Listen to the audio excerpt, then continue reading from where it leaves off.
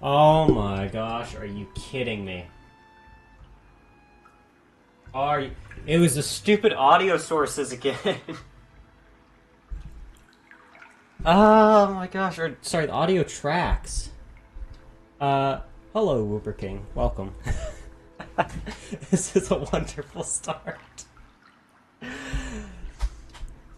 Hopefully this is sounding right now. There it is. Okay.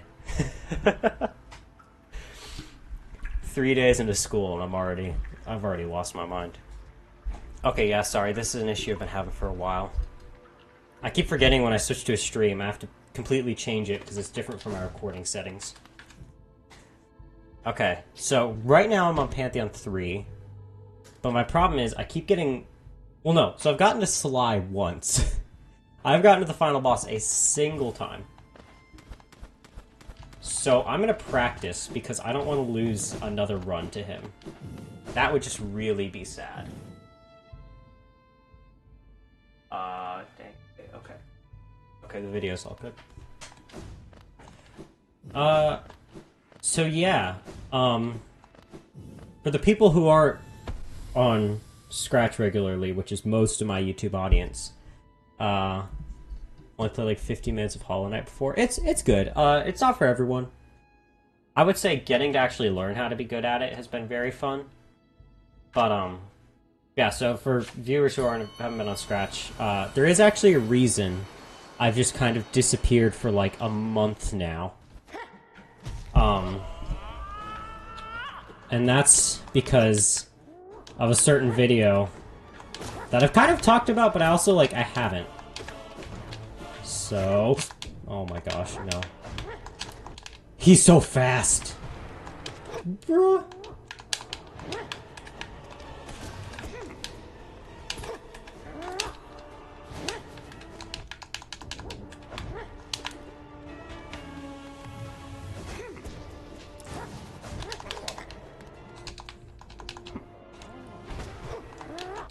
Oh wait, that's the first time I've gotten to phase 2.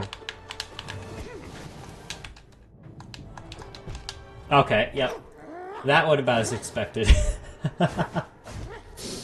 Okay, so yeah, so I've been working on a big video.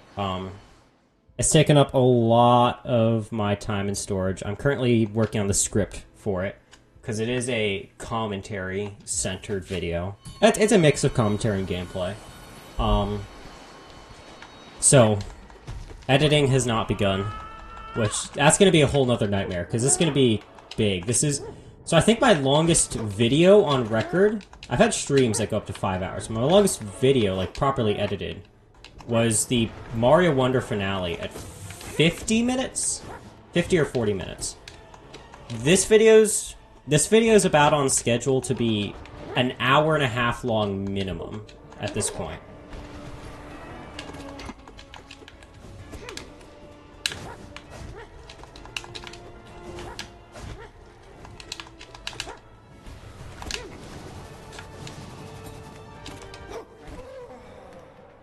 No way he's that easy. Oh, no, wait, there's another phase, there's another phase. Okay, okay. I was about to say, there's no way it's that simple. Oh, shoot.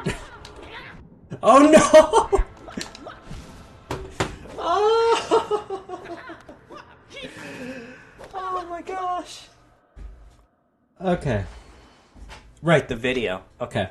So, yeah, that's been a big time constraint. I've pretty much been working on that up between, since a few days after the Portal 2 video came out to right before, the day school started.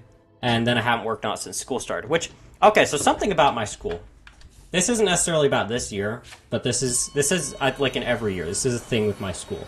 And it messed with me my first year, and it's messing with me this year too. Is we start on a Wednesday. So I started 3 days ago, and we have a half week. Which is really strange, because, I've been on summer break for 3 months or 2.5 months or whatever. And then suddenly I'm thrown into, school again. And I'm able to kind of get into it. After 3 days, I'm back. I'm normal again. But then right after that, we're thrown back in a weekend. And it's just really weird. And I will never understand why our school does a schedule like that, because I don't know if it's just me, but it seems to be several kids, like, in my grade area that just really struggle with having such a strange first week. Okay. Heal, heal, heal. I can't heal. I just wasted my soul. Whoo! Dude. Wait, how am I supposed to deal damage? Oh, like that.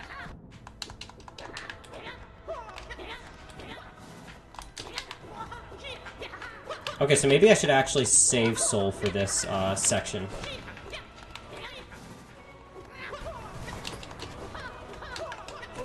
Yo, let's go! Okay, so we now know how to beat Sly.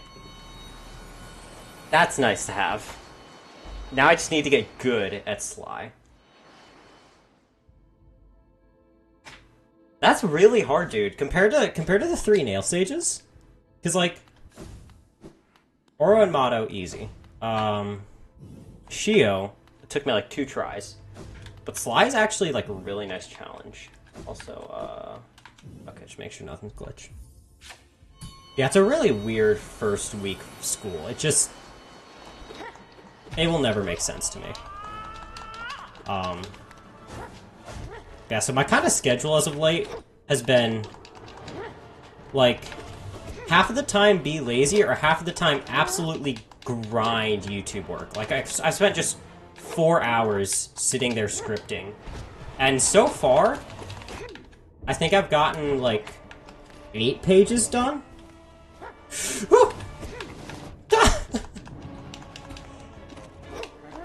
On a fight this intense, it's so hard to commentate. It's way harder than I thought it would be. Okay, wait, maybe if I actually focus for a second, it'll be easier. Okay, get 2 heals. Get 2 heals on. There we go, there we go, there we go.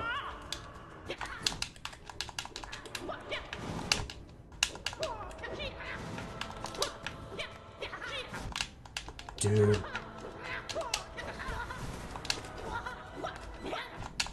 Oh my gosh!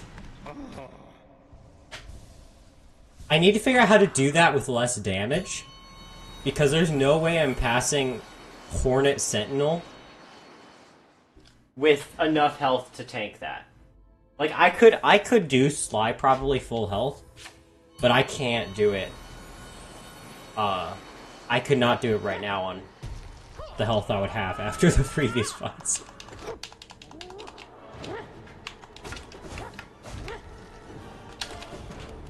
I think, like, legitimately the trick is just take it slower. Like, don't play aggressive, which is really difficult for me to understand. Because that's how I've always played this game.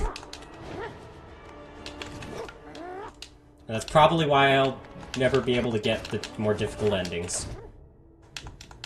Well, the more difficult, like... Because here's the thing, I've gotten, like, Mr. Mushroom ending, but that's more platforming. Difficult, and also just time-consuming. Oh my gosh. Okay, a difficult thing I've noticed about this fight is the arena. You can't see. You can't see.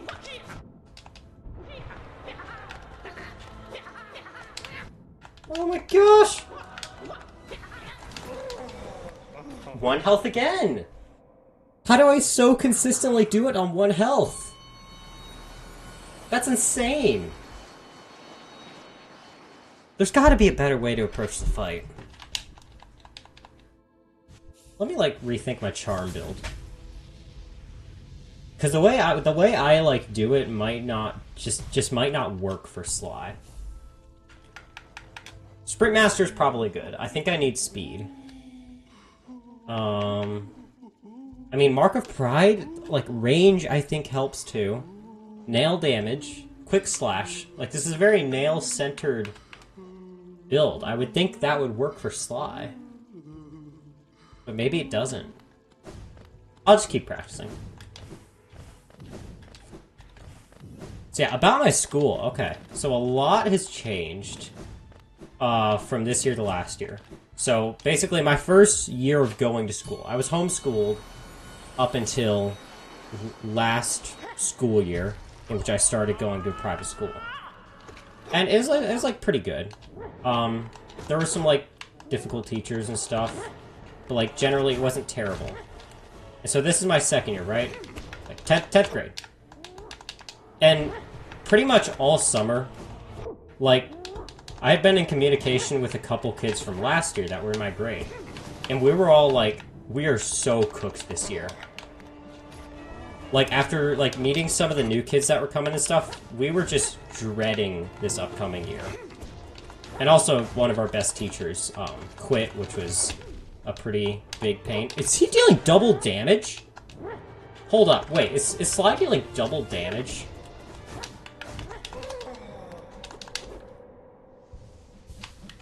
I just realized, I think he's doing double damage.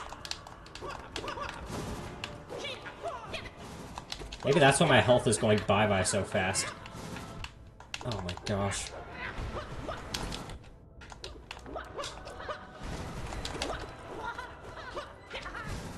No! I was at the end. Dude. This is a really difficult fight. I'm listening to Mario Galaxy soundtrack. Nobody ever talks about Purple Comet, Enter Bowser Jr., Aquatic Race, Puzzle Plank, or Bowser Jr.'s Fort. Puzzle Plank and Purple Comet are two of my favorite songs. Those are so good. Aquatic Race is pretty good too, from what I remember. I should know this, because I just recently, like, 100% Galaxy. I should know this. But I don't. Yeah, Purple Comet's one of the best. It is pretty sad that, like, just no one ever uses it. Generally, I think all the Comet songs are pretty good. Like, even though it's not necessarily a good song on its own, the Cosmic Race song for Galaxy 1 is really good. Because it's very fitting for, like, the setting of how that fight takes place. Or not how that fight, how that mission.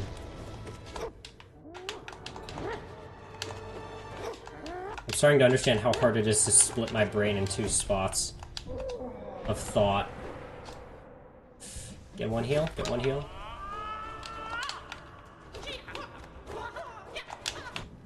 Oh my gosh.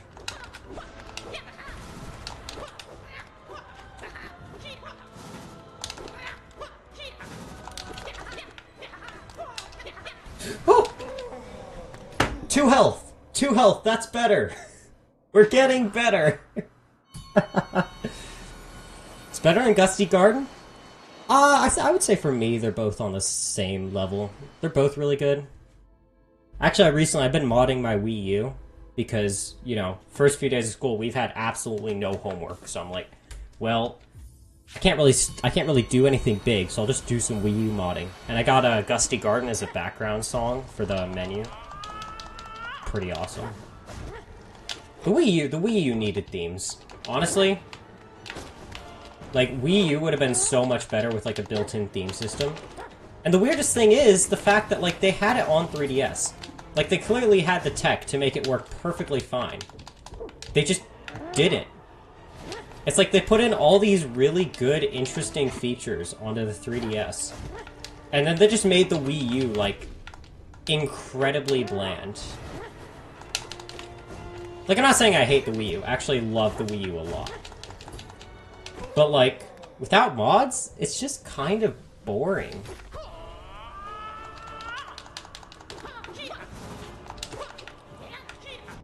Oh, shoot. Oh, no.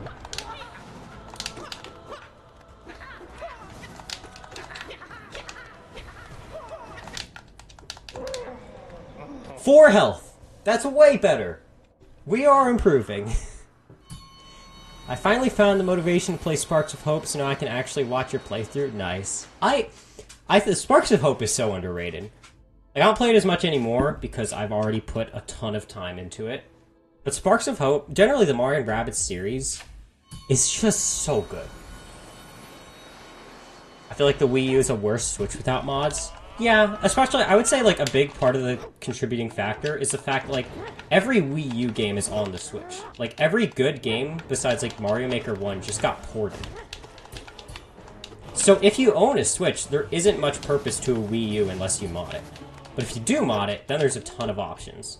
And that's why I still really love using it, is because the Wii U just has so many options. Like, you can do emulators, you can do game mods themselves. Like, 3D World is a great game with modding. You know, there's all sorts of options for, like, the Wii part of it. Like, there's a surprising amount of support for, like, mods and unique creations on the Wii side of the, you know, Wii U hardware. Yeah, modded Wii U's are just, like, the best. Like, they're about as good as you can get. And I would say it's actually, having a modded Wii U is better than having a modded Switch. Because not only is a modded Switch way more dangerous, but there's just not as much to do. Like, modded Wii U's have all the potential. Switch, it's like, what are you gonna do? Like, I guess there's custom themes. Like, I don't know, Odyssey Online? But there's not much to Switch modding. Like, it's just not that big. Especially since, you know, most Wii U games are ported to Switch, so therefore, most Switch mods you could just do on the Wii U. And obviously, you know, Wii U's are way easier to get. You can go buy one off for 80 bucks off eBay. But if you want a well-functioning Switch, not only you have to get the right model, but you're gonna have to pay like $200 for it.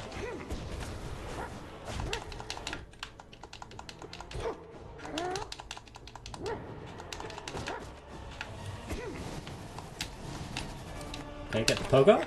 Get the pogo. And then instantly take damage.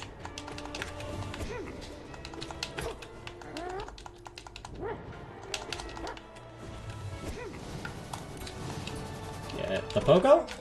There we go. Pretty sure you can emulate up to DS? Yeah, I'm pretty sure. Although, I mean, to be fair, like, if you're gonna be emulating DS, just do it on a computer. Because for one, DS controls work great on a computer, I would like to say. And two, like, it can run on anything. Like, I have a very old and bad laptop that can pretty easily run any, like, DS game at native resolution. Oh, please don't die. There we go.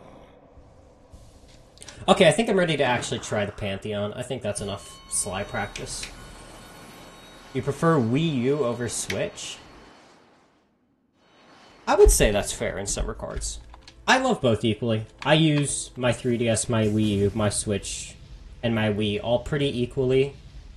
Not my Wii as much lately, just because I haven't, like, you know, I haven't been doing much Wii related. But I think they're all, like, really good in their own regards. 3DS especially. 3DS with, like, custom themes, like, custom games, applications, mods. Like, CTGP7 alone is already worth all the trouble of modding a 3DS. Port MK8 Deluxe Booster Course Pass. That would be awesome. That would be awesome. You're gonna emulate DS, just mod your 3DS? That is true. I mean, you don't even need emulation. Like, you could probably run a DS emulator, but there's also, I'm pretty sure there's several applications I know of that just let you straight up run, like, the DS files, because obviously the 3DS natively runs DS games, which is a really cool aspect of it.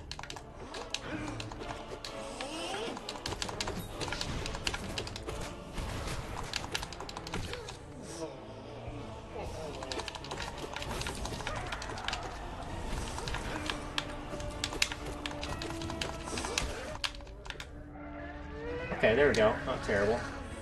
Need to mod your 3DS? You do. If you have a 3DS that can be modded, I highly suggest it. It takes very minimal, like, tech skills. Like, basically anybody could do it if they wanted. And there's so many advantages. Like, I have my old 2DS with the half-broken circle pad, which I still do like, and I will still probably continue to use, just because it's helpful to always have a backup. But, I have, you know, my main 3DS I bought recently. It's just been awesome to mod. Because it's, like, just the modding alone is a really fun experience. And I would say this for every single video game console I've done mods for. It's just the experience of getting to mod it is really cool. Oh, dang it, Elder Who, why you gotta be such a pain?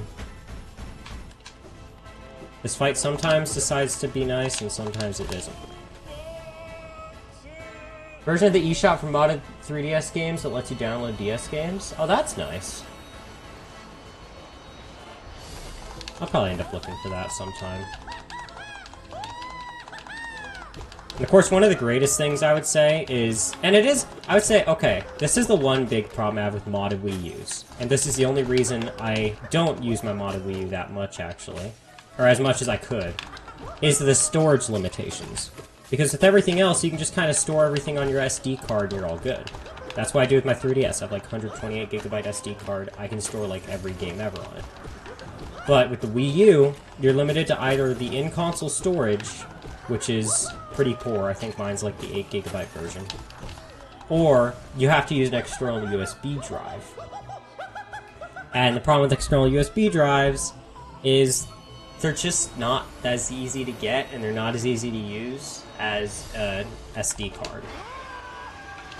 And it's like when everything else runs off an SD card, like I already have a ton of SD cards and I'm used to using them because that's what's everything else. But the Wii U specifically is like USB storage only, and that just makes it a big pain.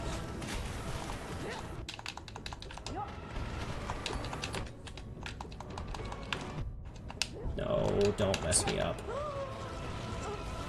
This fight could actually be bad. Every time I play Hollow Knight, I can never really get into it.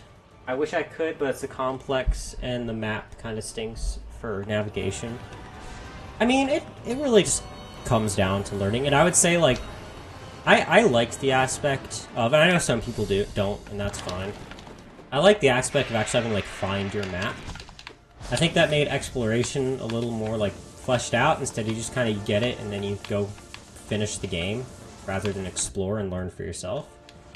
And I mean, it is very easy, and that's one thing I like. It's like, you can either choose the exploration, or you can just get a compass and, like, find Cornifer. And then you have the maps. Like, it doesn't really take a whole lot to actually access, like, a fully useful map and get everywhere you need. And the map is very nice for 100%, because being able to see all the rooms you haven't entered, or where there's rooms you haven't entered, is probably the only reason I ever got to 100% on this game.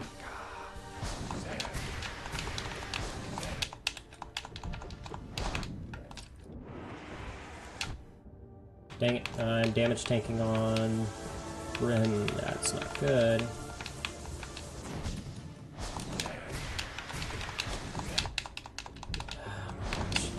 Again? That's just cheap. Come on, man. Grim is actually a good fight. I would say the only thing I don't like is the fact that that attack's literally just an auto-scroller.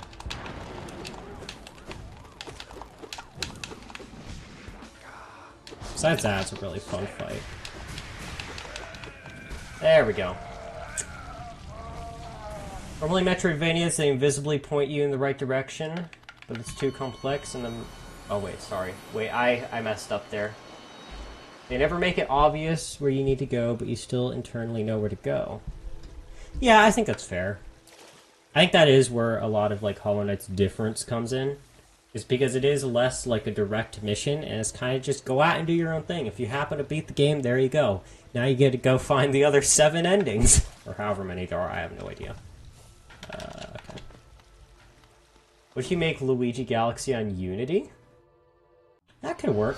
I've tried to get into Unity. I've never been able to, like, have enough time dedication to actually learn Unity. The only game engine I've seriously learned is Game Maker, which I'm currently working on a game in.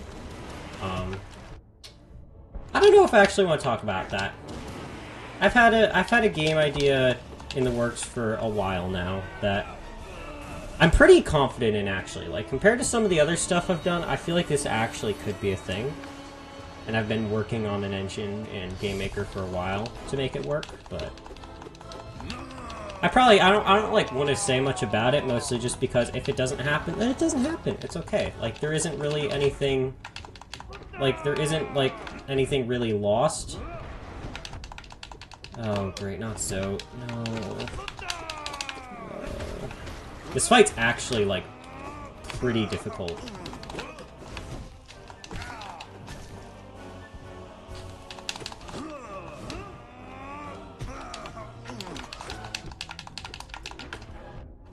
Oh my gosh, no. No, no, no, no, no. I cannot, no. I need to heal, I need to heal, I need to heal, heal. That's a wasted. Oh my gosh, I'm dead. This run's dead. Bruh.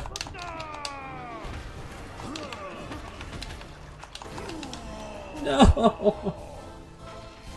Run died to Zoe. Are you kidding me? That's the first time that's happened.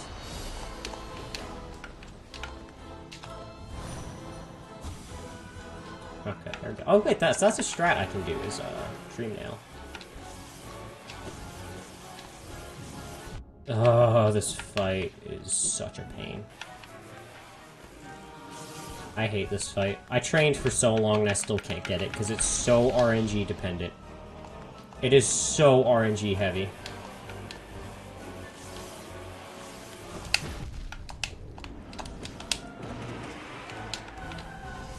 Like, there you go. I'm just kind of dead now. Actually... Okay, we got 2 health to make it through Hornet and Sly. We'll see how this goes. Oh boy.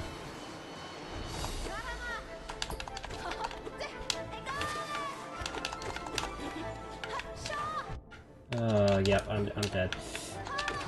Ah! Dude, not Hornet. She's way too difficult. Actually, I wanna add something to the stream layout real quick. It's image, there it is.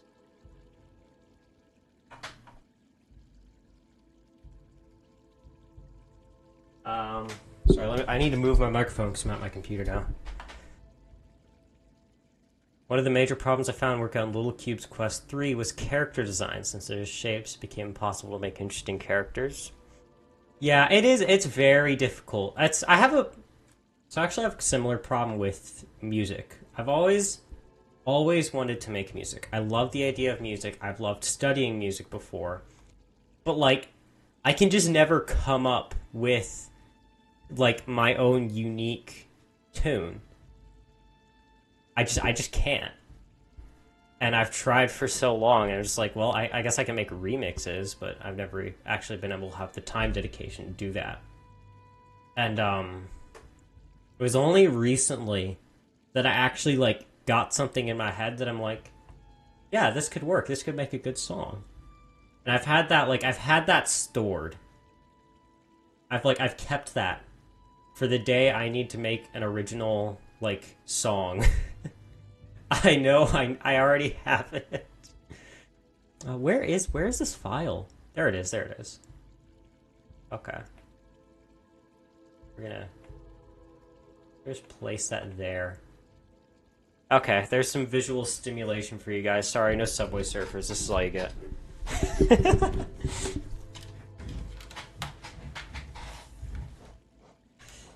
Oh my gosh. Sucks to do a stream again. I haven't done one since Splatoon 3. It's been difficult, I swear. Like, while I've been working on this YouTube project, I've been scared out of my mind for the channel. Because, like, every day, I would go back and check in, thinking I've lost, like, 10 subscribers. Because, you know, it's been weeks since I uploaded. And, like, literally, the day I finished it up, I instantly went on my editing software, was like, okay, where's a live stream? Make a clip compilation, I don't know, and I ended up making a Splatoon 3 short that actually kind of popped off. Like, that performed really well.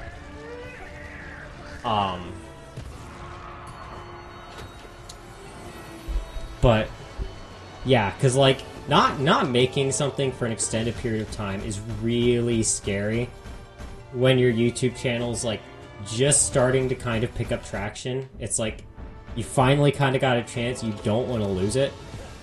And surprisingly, I think I gained 2 subscribers during that time period. Which is insane, because I was just like trying to not kill the channel while I was gone. And I do have some other short things in mind that I can probably do in between school time. Excuse me. While I keep working on this. I wanna like get better with big videos to the point where it doesn't have to be such a big commitment. Because I like the idea of putting like a month in just a really good long video. It is though very difficult.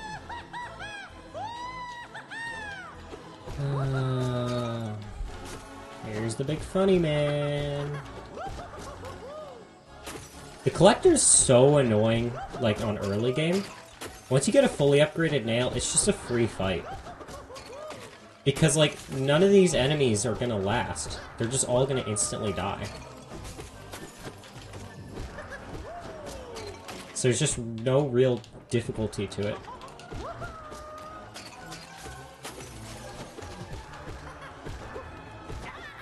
Okay, that's a little annoying. You make a Luigi Galaxy in Unity, make the sphere act like a plane. Okay, that's good to know.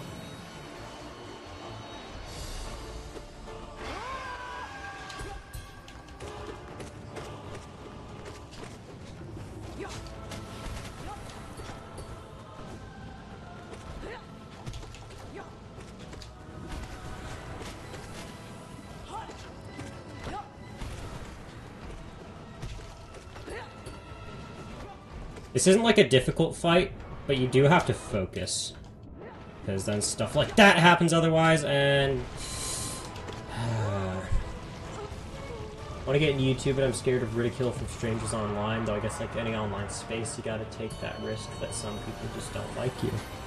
That is, yeah, I would say that's fair. I've actually been pretty lucky to not face, like, constant hate. I would say I've had my fair share of people popping in and just being like, your content stinks, like just random stupid kids. But I would say a big thing is just like, because there is 2 types of criticism you're gonna receive. You're gonna receive like the little trolls, like on their mom's phone, just trying to mess with people for the sake of messing with you. But then you're gonna have the people who are genuinely trying to help. And I try to make it like a point with anything I make to actually take that, because like a big thing is I don't want to make something people don't want to watch. Like that, I don't want to waste their time with that. And so if I see people being like, hey, like this is just kind of annoying, or like if I see, you know, people aren't enjoying a certain thing as much, I'll generally probably change it, because, well, what's the point of making something if no one's really going to enjoy or watch it? Like even if it might be like the thing you as the creator like, it doesn't necessarily matter if no one else actually watched it. Like, what's the point? No one's seeing it. Then you're just creating a video to be a video, not to actually, you know, be a piece of public media. And I guess I don't really see the point to like making something if you're not gonna like show it to people. Like you can watch it and enjoy it, but it's not really gonna, you know, do anything if that's all that happens. So, with all of that said, yeah, I try to make it a point to accept the good criticism, and when people are just kind of trolling or being rude or ridiculous, I'm just like, well, yeah, obviously that person's just not being smart. It's not really something you need to worry about. But it is a fair concern. I get why some people would be scared of YouTube for that.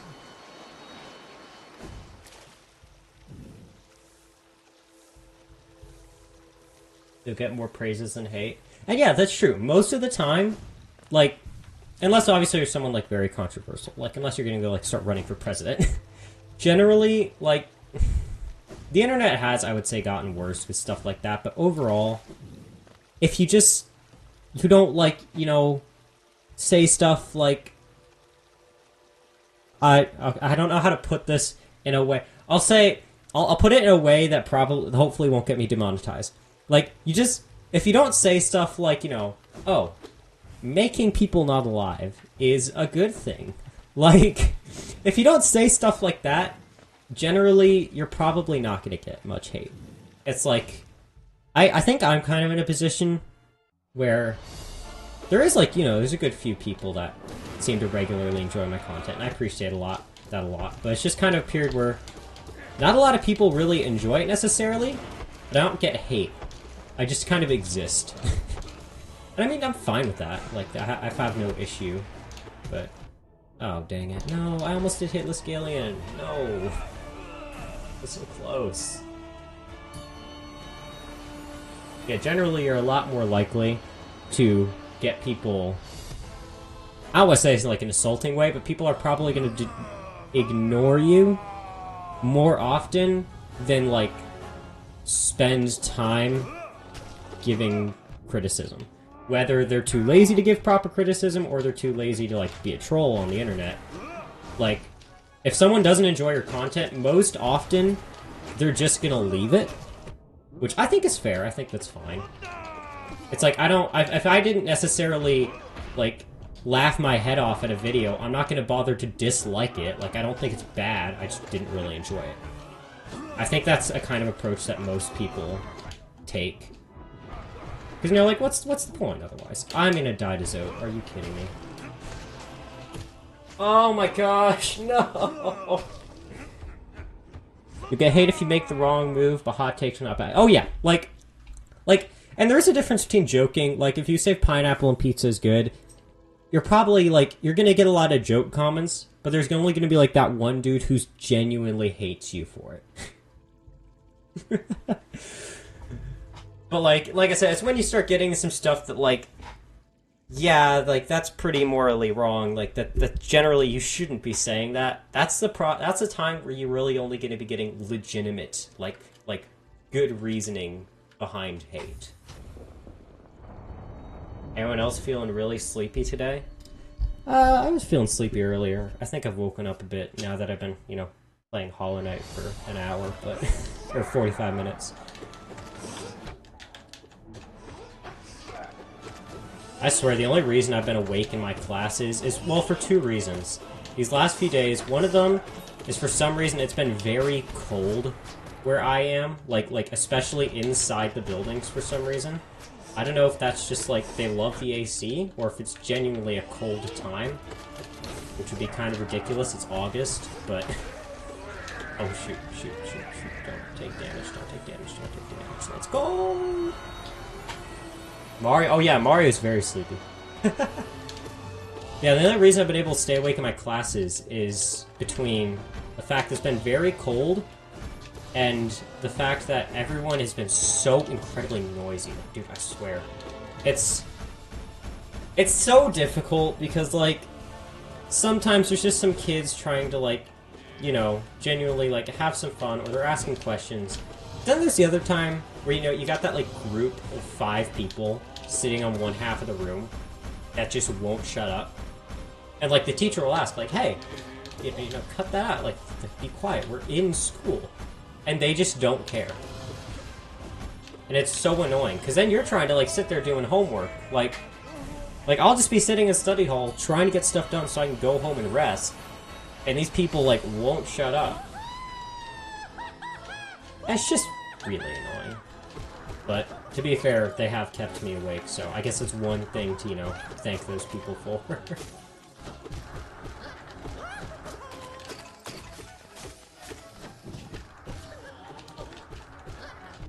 Oh, dang it, no! Come on. If I die this run again, I think I'm gonna go practice Zote, because, like, that's literally the final barrier keeping me from just doing well. Remember, I'm going to a trade school now for my junior and senior year. Cybersecurity is what you're taking. Oh, that's cool. That sounds like actually somewhat enjoyable.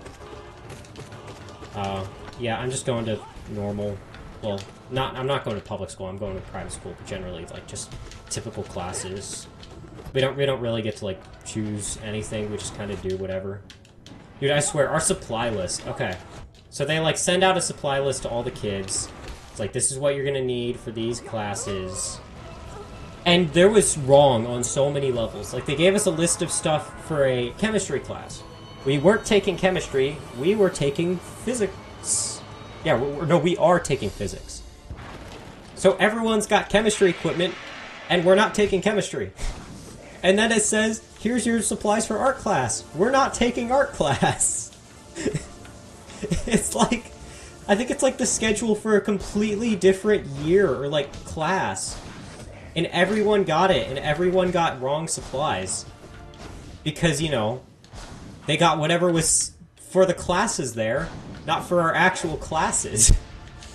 And it's weird, because that's never happened before, but exclusively this year, we just get the completely wrong supply list.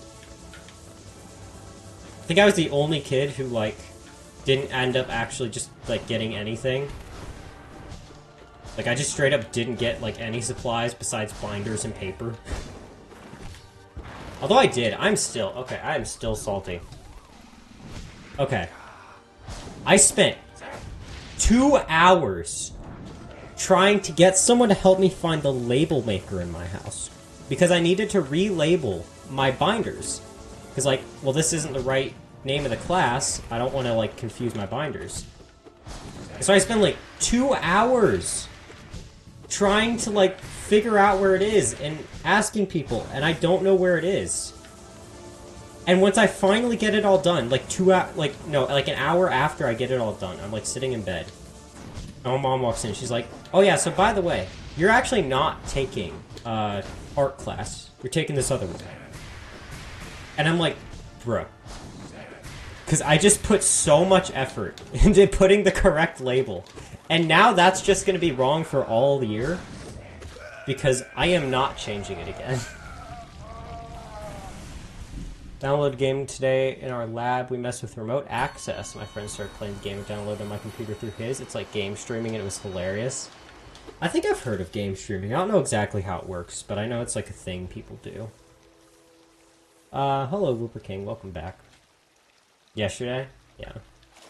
We don't... So, something interesting is with our computers class, because we had one last year, for my first year. It was 9th grade.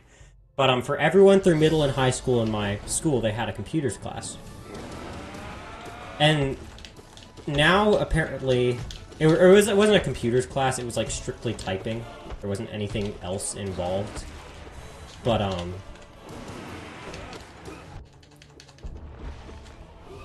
it was a typing class.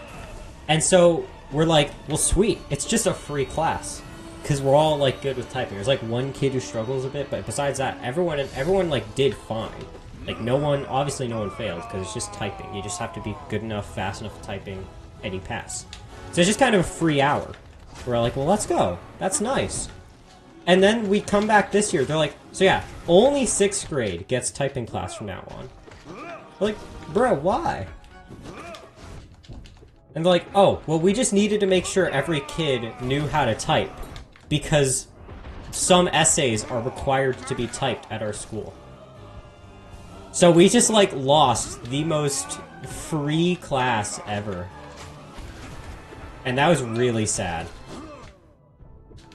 Because that was, like, one of our only hopes throughout the week that we could just, like, not have to worry about. Like, you know, you're not constantly have homework or assignments coming up. You just walked in, you typed, and you left. It's like, it is so rare to just get a class that is as casual as that. And then we lost it after a single year. Oh, gotta go? Okay, sorry. Goodbye, Luigi Major. Have a good rest of your day. Oh, we finally made it to Zote. I haven't even been counting how many attempts. I've just kind of been playing this game.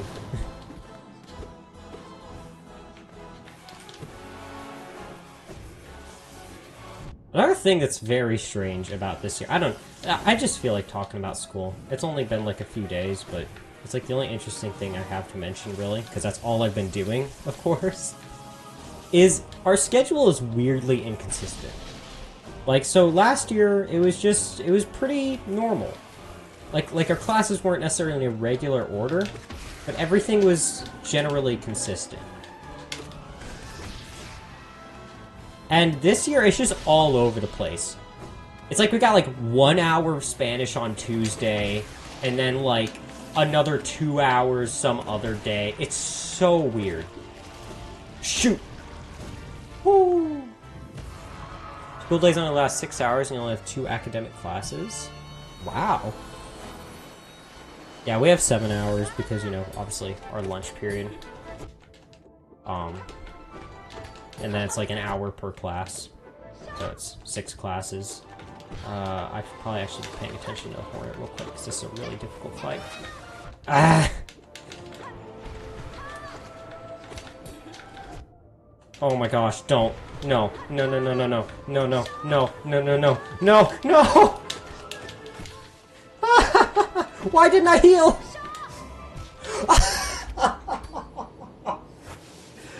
Okay. Dang, dude, we were on the second to last boss. I hit the quick cast button and it didn't work. Cybersecurity is 2 hours? Wow. 80 minutes? Okay.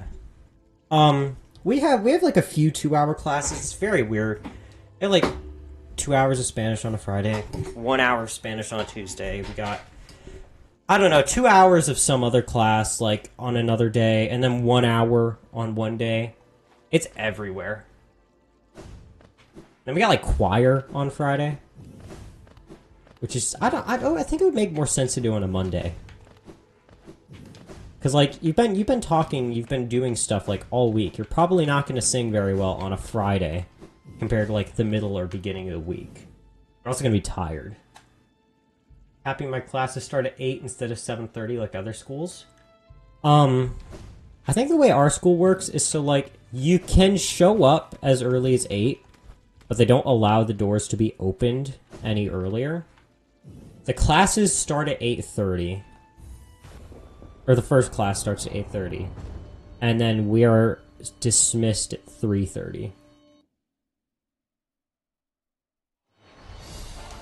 So, it's a bit later. Like, I don't usually... For my distance, I have to wake up at like 7... Usually like 7 o'clock flat every day.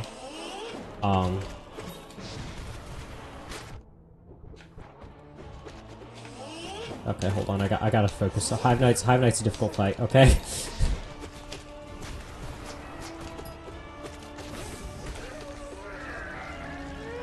Okay, there we go. Yeah. So I don't have to wake up till like 7, but I do get home at like 4 o'clock. So you know, I don't have that much time. And then I used to. So I did cross country on my first year. I'm not doing the season this year, but I'm going back the next one. So it's like with cross country practices we have those 3 out of the 4 days of the week, and those last like an hour and a half. So for like if I was on cross country like last year, the way it would be is every day of the week besides Friday and Wednesday I would have to stay till like... I wouldn't get home till like 6 o'clock to start my homework. And then, you know, you got food, you got other things you gotta do. So then you just end up staying late, working on homework. It's just a pain. Not to mention, cross-country is a very exhausting sport.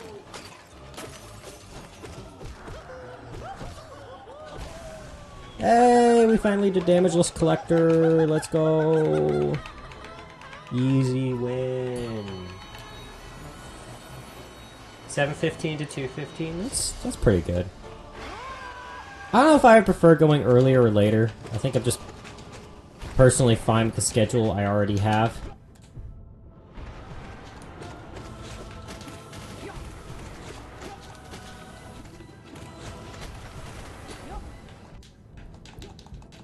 I think it's a pretty good balance between waking up early and like getting home at a decent time. There's no homework ever? Oh my gosh, you are so lucky. Dude, once we get into, like, the second half of the quarter, it's like every night you go home, you're studying for some new test somewhere. You got, like, you know, your 30 problems of math homework. You got... Like, I think it's actually going to be a lot worse this year than it was last year. But generally, homework is just always such a time constraint. Like, if I didn't do homework, or if I didn't have homework, obviously I could just not do homework, but that would be a good idea. But if I didn't have homework, I could have kept the Mario Wonder daily upload streak going for like 3 months. But that was far, far too draining on my schedule to keep going longer than the 20 days I did. I'm still proud of that achievement though. Like doing school and like full video recording and editing sessions every single day on my old computer, where it took like 4 hours to render a 10-minute video. Like, that is still pretty insane for me. The only downside that comes with it is I, like, just don't remember what was in half the videos. Like, I can go back and watch them and not remember, like, half of what I said. Oh, shoot, wait, I'm actually gonna die to Grim. Oh, crap. Oh, no, I don't want to die to Grim, please. Ooh, that would have one-shot me! After school's basically summer vacation, it's very calm. Nice. Summer vacation was not fun for me, if I'm being honest. And I think part of that is due to, like, how my time was spent over summer vacation. But summer vacation was not fun for me. School's 40 minutes away. Oh, dang. Okay, that's pretty crazy. I know a couple kids who live like 40, 30 minutes away from my school. I only live like 20 minutes away. But yeah, they obviously, like, you know, they don't actually get to the school until quite late in. Because they also, like, one of them's got to go down an interstate that quite literally always has something wrong. Like, I believe once he was late because there was like a plane blocking up the highway. Like a crashed plane in the highway. And so obviously he was like excused for being late. But it's insane, the stuff that happens there.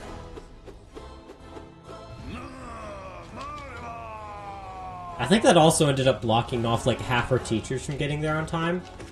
So we had to get a replacement, and the guy who replaced like I think it was like our Spanish teacher for that morning, because she wasn't able to get there.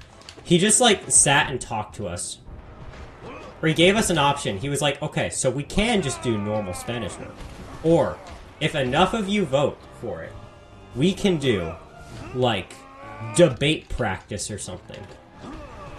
And that was honestly the most fun Spanish period I've had. Because we didn't have to do Spanish itself. And that is just... It's not the worst. I mean, I could imagine worse things than having to do Spanish. But, like, I'm really bad with other languages. I'm really bad with them.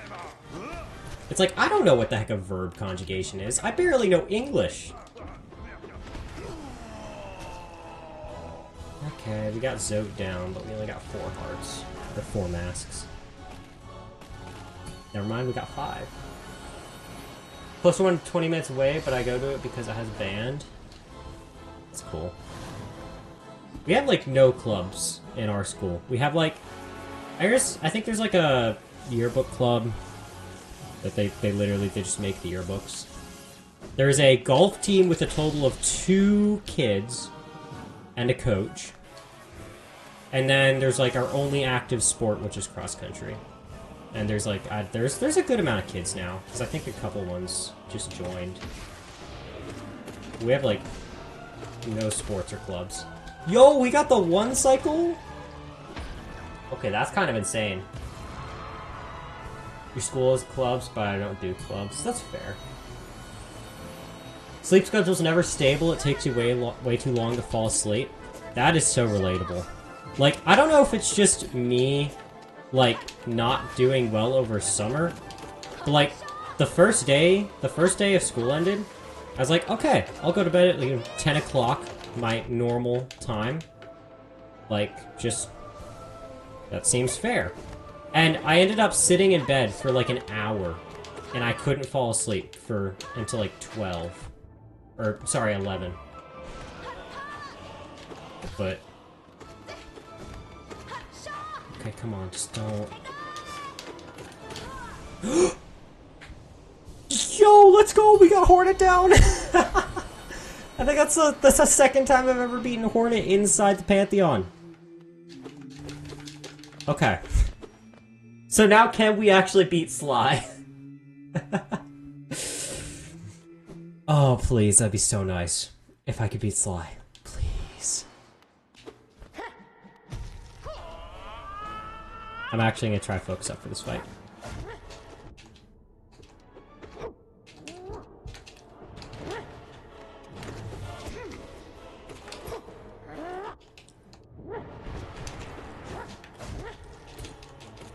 Descending Dark is the best for this fight! Because invincibility frames, baby!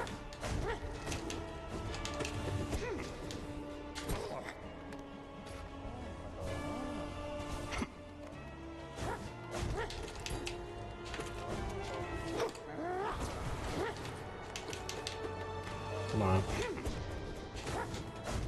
Come on! It's a fly, how hard can it be? Okay, okay. Final phase, final phase, final phase.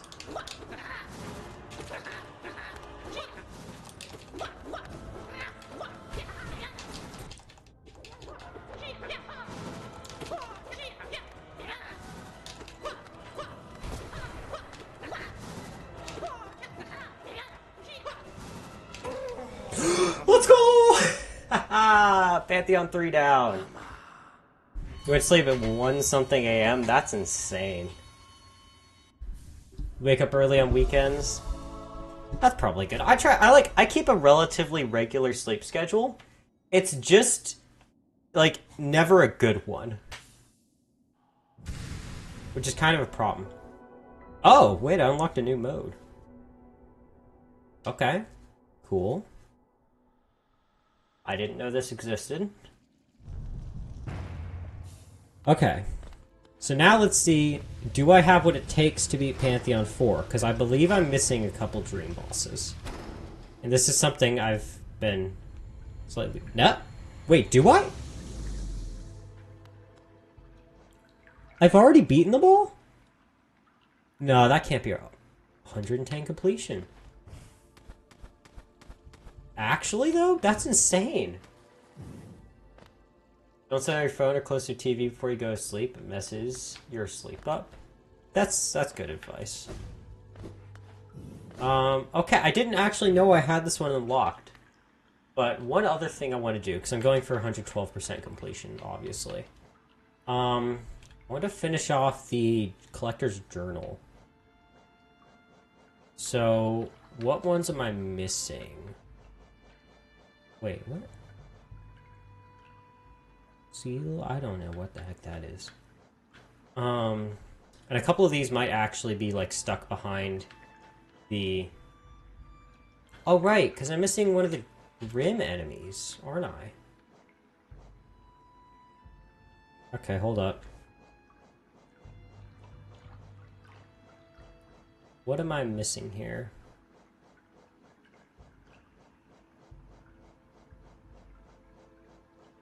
What ones have I not completed, I should say? Moloch or Malurk? I think it's just a Moloch. Where would I find those?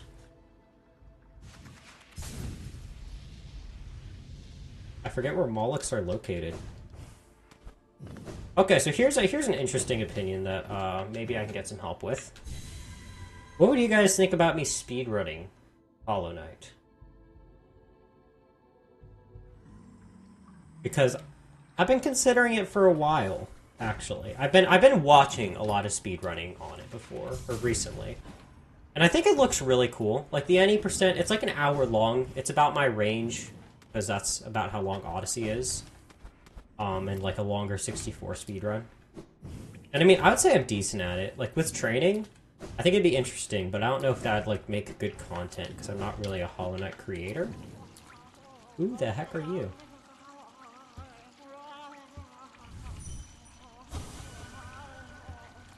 Okay, whatever. Release new AYS next week. Oh, that's cool. Waiting to get a gaming laptop? Okay. I mean, you know, everyone has their own style. I personally wouldn't recommend gaming laptops. unless you have the dedication to, like, maintain it pretty well. Because gaming laptops, that's the thing. Is they are very viable. Like, especially if you get a good one, they work great. But they require so much maintenance. Because, you know, vents get clogged up and stuff. And if that happens, it can, like, burn up because they have, you know, heating is a problem for them. So, I figured I'd give that as a fair warning. Is for anyone who plans on buying, like, a high-powered or a gaming laptop, they are pretty high maintenance. Generally, like, I would say it's worse with computers. But, like, most... Or no, sorry, worse with laptops. But, like, any high-end machine, like, even mobile devices, they're just gonna take way more maintenance because it's a lot more stable. Like, that's why I never plan on getting, like, an ultimate gaming PC with, like, 4090, whatever, like, the big, like, Ryzen, I don't know, 50 million CPU is. Like, I don't really see a purpose in that. I can run everything I need to perfectly with, like, a low-end RTX that I can get for, like, $100, like, a decent Intel CPU. Like, I don't get people with these ultimate PCs. Do you like to play Lethal Company or Minecraft Java? So Lethal Company seems like a fun game. I don't know a lot about it. That one seems good. Pump both of those, because I'm broke. I'm currently... This will sound nice. I probably would end up getting one of them, but, yeah, currently, the state of my money is I have 60 set aside for Brothership, because I still haven't gotten my pre-order in. And another 60 that I'm just kind of holding on to for whatever funds I may need.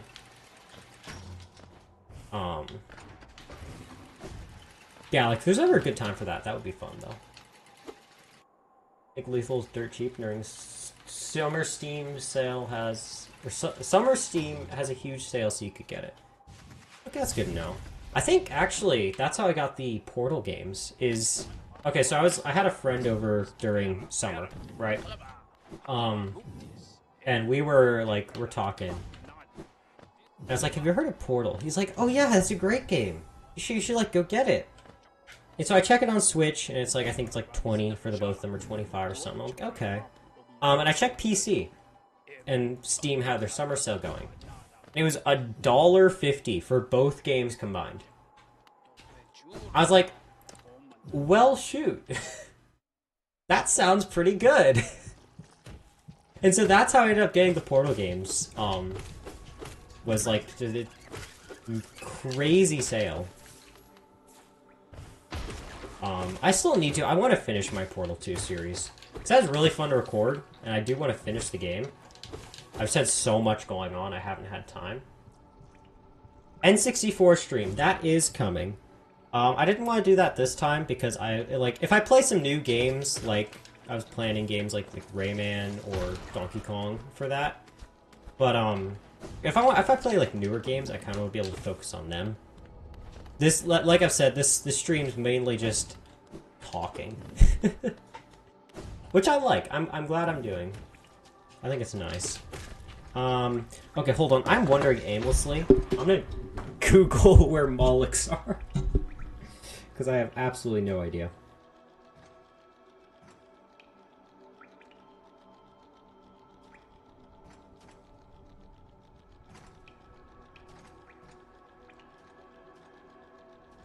Where are they? The Ancient Basin, okay. I beat Majora's Mask, have not played the original, beat it. I have played like 10 minutes of Majora's Mask. I think I like got into like the main city area. I don't remember the name, and I don't think it's Hyrule Town. And I just kind of stopped. I think mainly... So my problem was, Ocarina of Time Majora's Mask came out on N64 Switch Online, right? And like, even though I can play them on emulators generally, like, I prefer playing games that way. And I was like, oh, let's go. I can, I can play through these. And so I played through Ocarina of Time. Loved it. Then I soft-locked myself in an area. Like, completely ruined the entire, save. And I, like, the thought of having to replay all of the game, like, all of that section, was not fun. So, I gave up on Ocarina of Time, and then I eventually got to Majora's Mask. I was like, okay, I'll give this game a try. I played through the intro, and it was, like, kind of fun, but I didn't really get into it. But I think it would be fun to, like, try actually giving it a chance sometime. Do you still speedrun SMO or Mario Wonder? Not Wonder as much. I've kind of gotten away from that speedrun. I might come back and like do some other ones.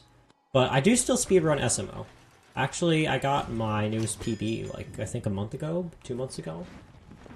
I've recently, like not on stream, just personally, like with some friends, I have done attempts, but I've actually gotten some good paces, but I haven't gotten, like, farther than halfway through the game. So, it has been a bit since I've gotten, like, a run done, but I do still like speedrunning SMO. Best few speedruns for SMO in 3D World? 3D World seems like such an awesome run. Like, 3D World seems so cool to do a speedrun of. I like the idea of speedrunning it. I haven't bothered to. But 3D World any percent, I think if I chose another game to get into for speedrunning, it would be either Hollow Knight or 3D World any percent. I think would be the two options. I think this is where I leave to go play Sparks of Hope. See y'all. Alright, see you later. Hope you have a good time with that absolute legend of a game. Okay, there we go. Now I can see myself. So I believe the Molochs are over here. Once again, I know I've already said it, but Mario and Rabbids games are so fun. I kind of wish I had done a better job of doing the Sparks of Hope DLC on my channel, because that could have been like a really good series. I think it definitely had the potential. I was just a bit lazy on the editing. I had bad timing. I didn't know how to make thumbnails, and they ended up being, I think, my biggest video flops I've ever had was the Sparks of Hope. It's like the last Spark Hunter DLC is what I did the series on. But I never actually finished the Rayman DLC for Sparks of Hope. Like, it seemed really good, and I was really enjoying it, and then I just forgot about it, and I still haven't beaten it. Which is kind of sad, because, I don't know, I heard it was good. Like, it was kind of one of those things that happened, and people seemed to really enjoy it, but then it was just kind of forgotten. Like, I never really saw much on it. Oh, so I actually can't do the Lost Kin fight. That's kind of weird. Yeah. So, Sparks Hub's great game. Go buy it if you can. I wouldn't... I still don't know if I would recommend buying the Gold Edition or not, actually, because that's what I ended up buying. I pre-ordered the Gold Edition. You know, comes with all the DLC and stuff. And, like, so far from all the DLC I've played, it actually seems, like, really good. Like, I think the DLC is probably worth the money. But at the same time, like, I don't know. I don't know the exact value. I don't know how much the DLC costs on its own. So I think a smarter decision would probably be to, like, try and play the base game, and then if you enjoy it, buy one or both of the good DLCs. Tower of Doom's terrible. Just don't even bother. Like, I mean, if you have the gold edition, I guess give it a try. But Tower of Doom was not fun to do. I gave it like an hour of testing and messing around. It just wasn't enjoyable. There was like nothing really good about it that I found. Okay, so we got that enemy down. That's the wrong button.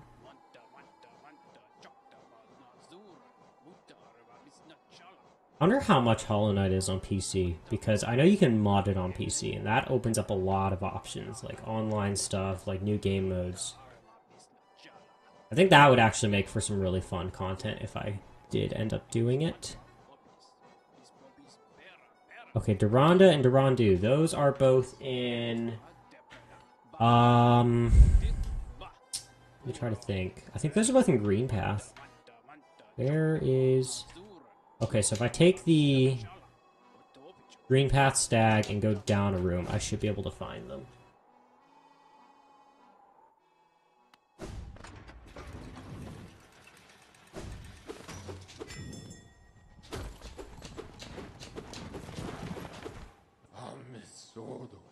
Oh yeah, so fun Wii U story. So I'm pretty sure I already mentioned I recently got back into modding my Wii U. I kind of like, it's like 5 years back, I did it as like a dumb child who didn't, he just following internet guides. I didn't do anything. I had like the old homebrew launcher, and that's all I got. And some custom firmware. And I just kind of stopped. And then about 5 months back, I went back, I like reinstalled everything, I got some cool stuff, and then I just kind of left it. Like, I still didn't do anything with the mods.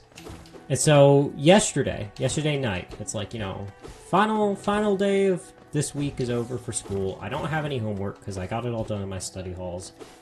What do I do? And I saw my Wii U, and I'm like, let's go mod it. And so, the two main things I wanted to try was custom themes and Pretendo. Because, you know, online's really fun. I like playing Splatoon. I like playing Mario Kart 8. So I'm like, well, I can mod back in online. And then custom themes just because they look awesome.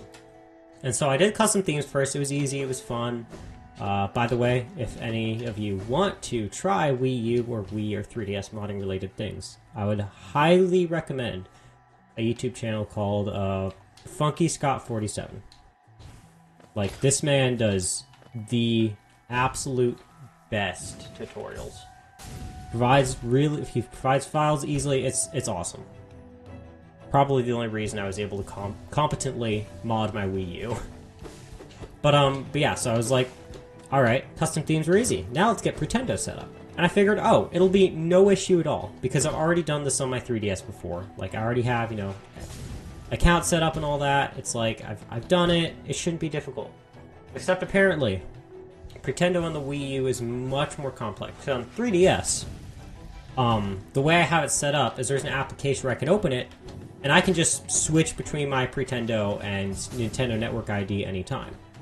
Like, which one is currently registered in is active. And it works great.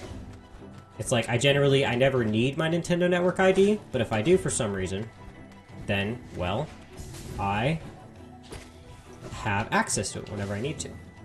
And, it's like, that's great. The Wii U is completely different, because, so there's several aspects to it.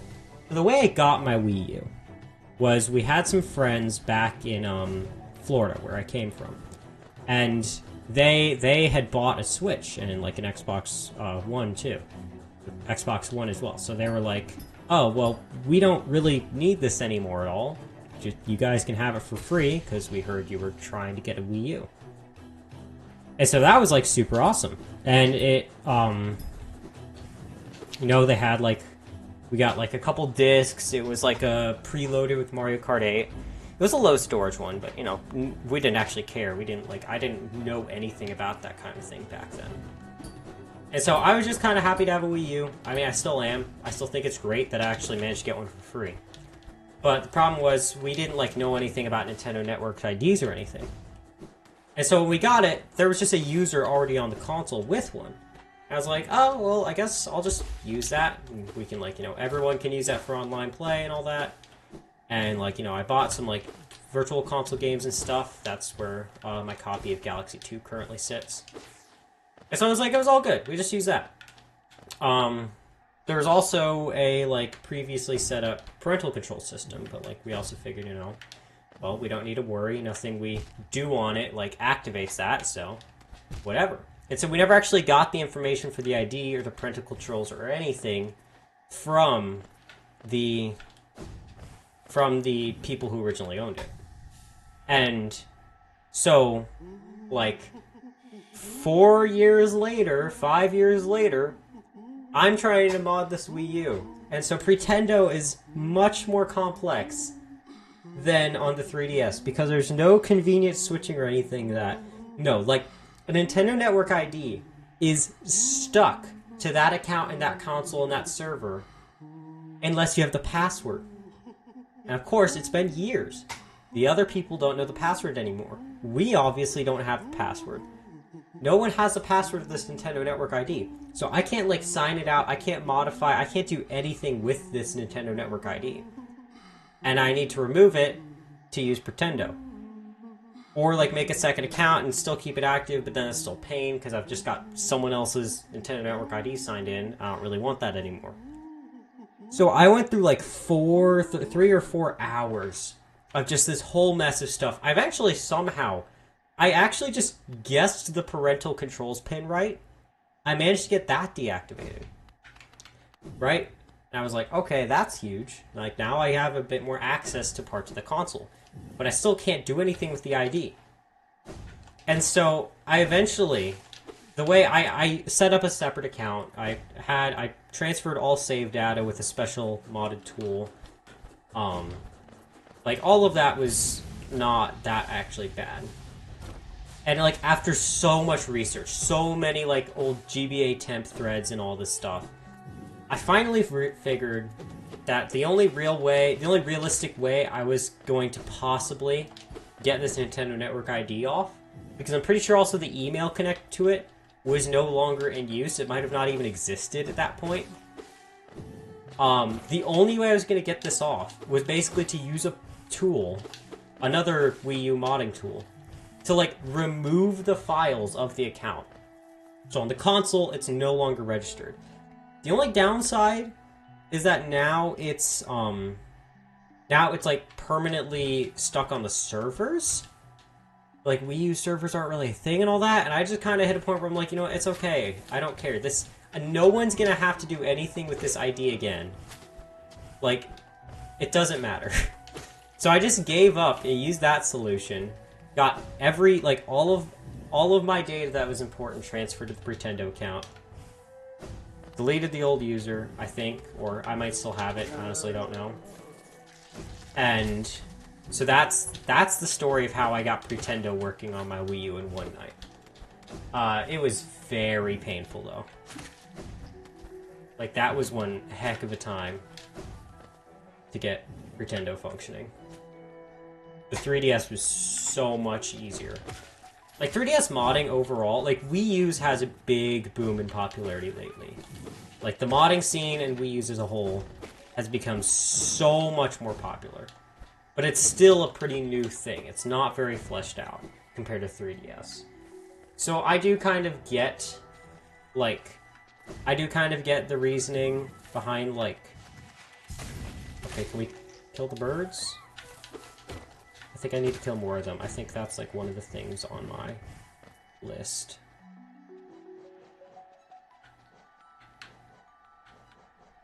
Yeah, Mask Fly. I'll finish that one off, and then I just have to do Durandu, which I believe spawns with poison. Yeah, all just for Pretendo. And I'm happy it's all done now. And I think it'll all be fine now. And the thing is, like, I've been considering, like, trying to find ways and getting this Nintendo Network ID off for a couple of years. Because obviously, like, you know, I have my own. I have my own stuff. Like, I kind of just want to, I just kind of, like, want to get this off now. And I could have called Nintendo customer support. That probably would have worked. But it was, like, 11 o'clock at night. And I was so done. So now I'll probably end up some point today, like, signing in my actual Nintendo Network ID that I set up for my 3DS. Having that all linked, and my Wii U will actually, like, be fully, once again, in my ownership, and not, like, half the stuff on it someone else's. Because that's, like, bothering, and I would say that's the problem. That's the only problem I had with getting it used. And it's not the people's fault, it's not anyone's fault. It's just an accident that happened and probably should have been taken care of before it got that bad. Where do I go?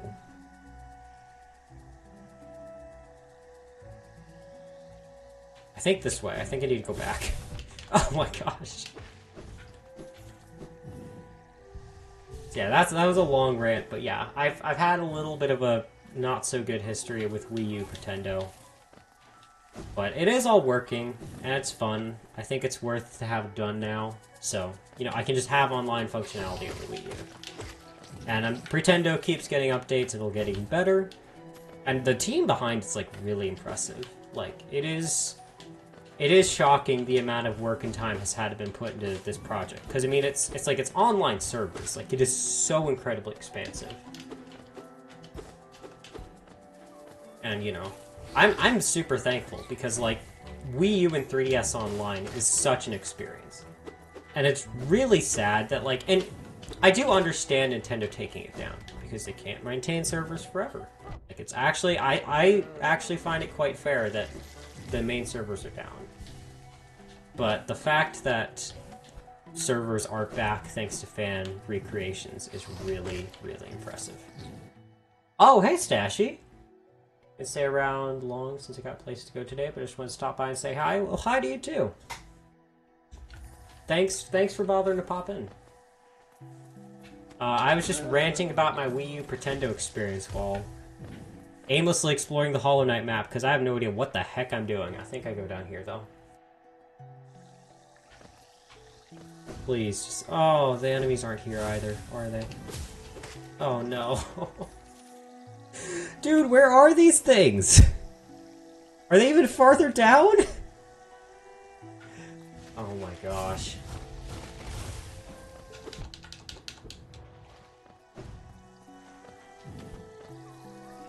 I almost prefer the Pantheons over this. But at the same time, I kind of don't. This is actually an aspect I really like this game, is exploring the map. It's actually quite similar to why I enjoy Breath of the Wild. It's like, because I can just hop on the game. I can, like, not even necessarily progress. Just mess around. Like, you know, kill some stuff, have fun, and then leave. I thought Hollow Knight was the dude with the blue helmet and shovel. That would be Shovel Knight. I do get, like, mixing them up. If you're not a fan, then that's pretty easy. I actually thought that for a while, too.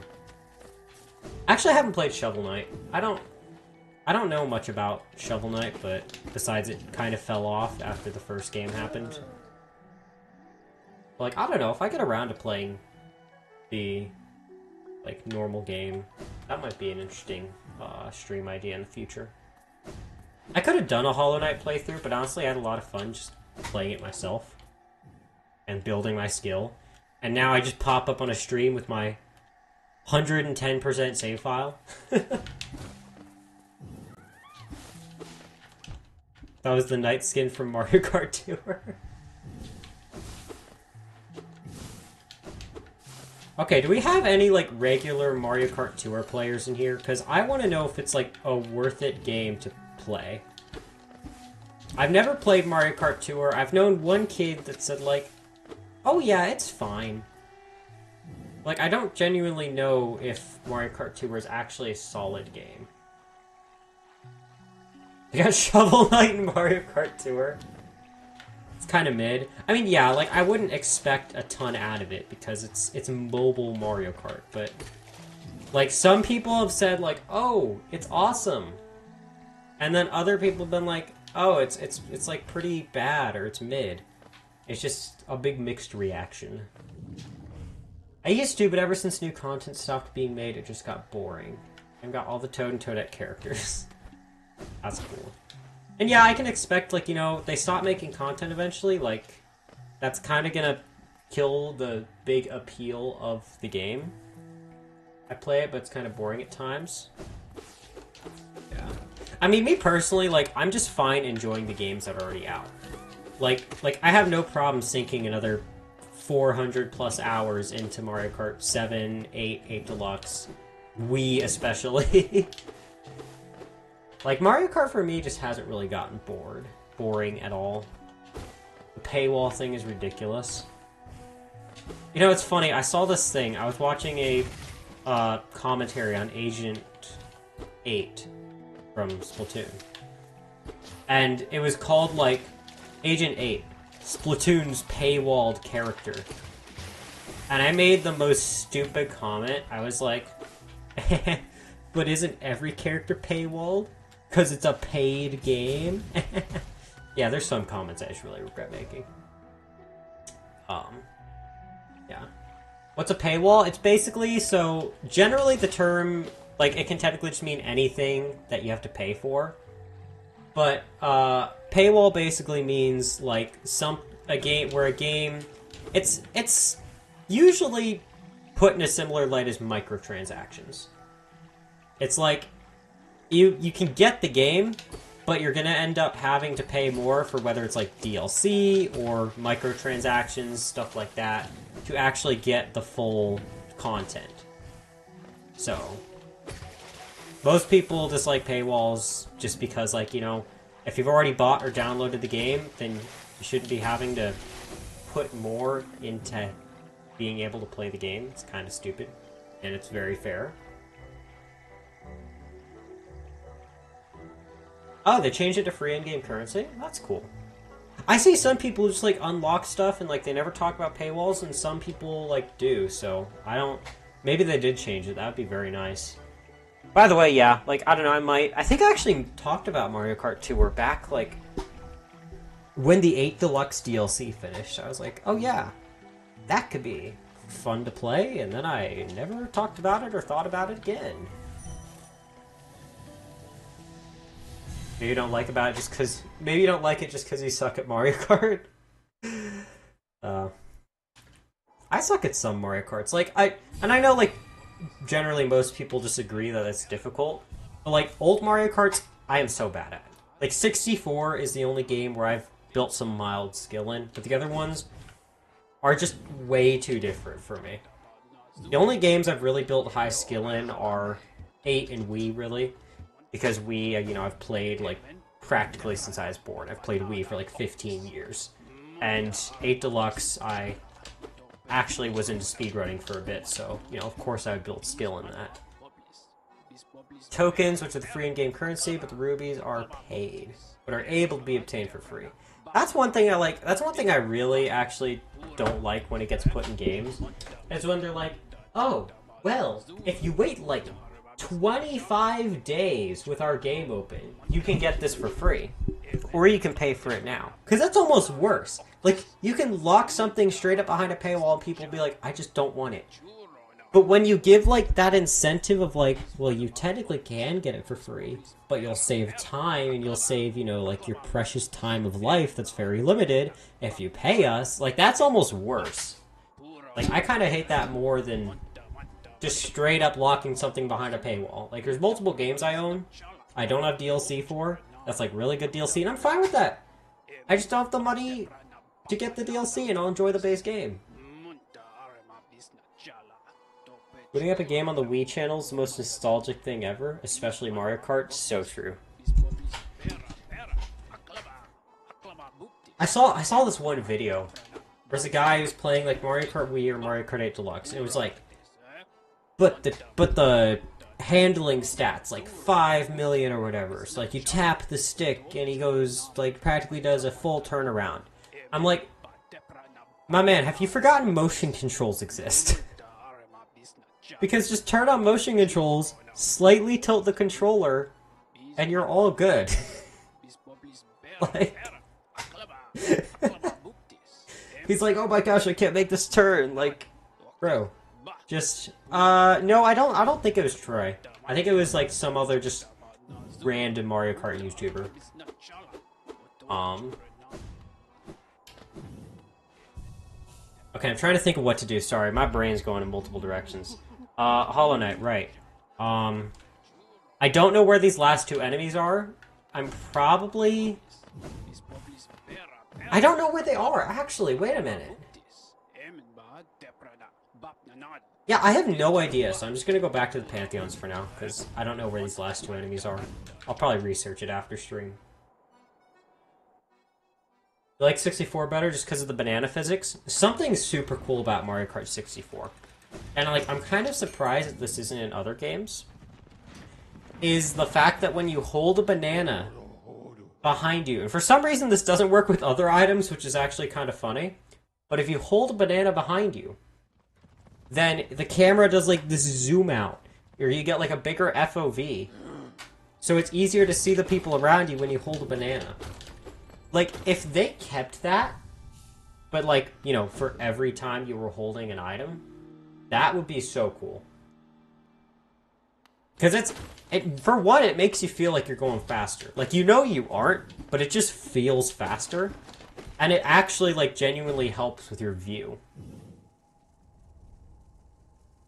I need to get down to the nailsmith. Or where the nailsmith was, I think, is how I access Pantheons. Oh my gosh.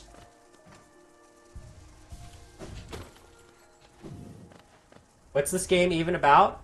Well, if you want the simple answer, you're a little bug dude in a kingdom full of other bugs, and there's like the big bad guy that's like making all the other bugs sick, and that's why they kill you.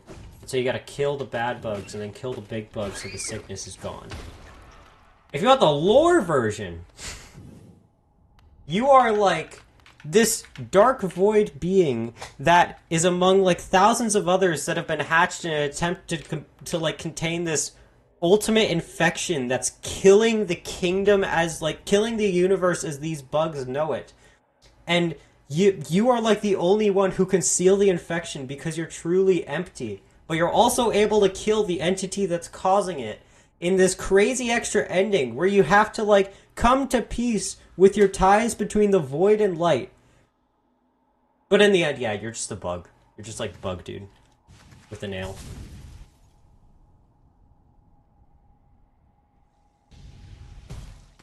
Oh my gosh, what the heck? Why is there a door? Yeah. If you want to go on the lore side of this game, it gets absolutely wild. But if you just want, like, a good playing experience, all you need to know is you're a bug dude in a bug kingdom. And you're just kind of killing innocent people. Well, innocent bugs, I should say. They're not actually people, but...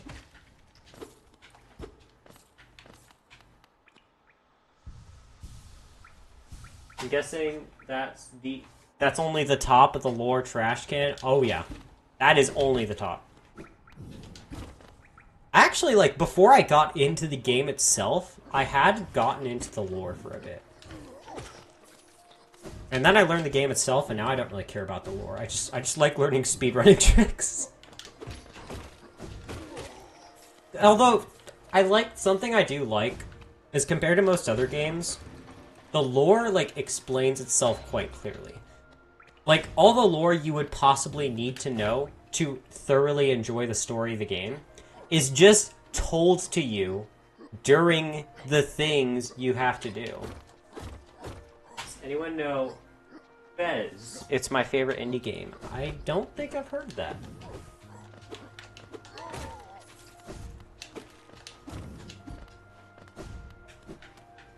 Let me look it up real quick. Let's open up Steam, because I'm... Okay, never mind. Steam has to update.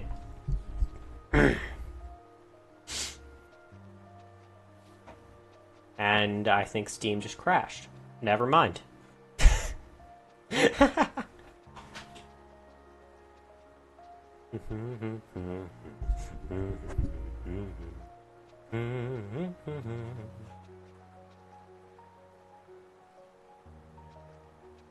Alright, let's see.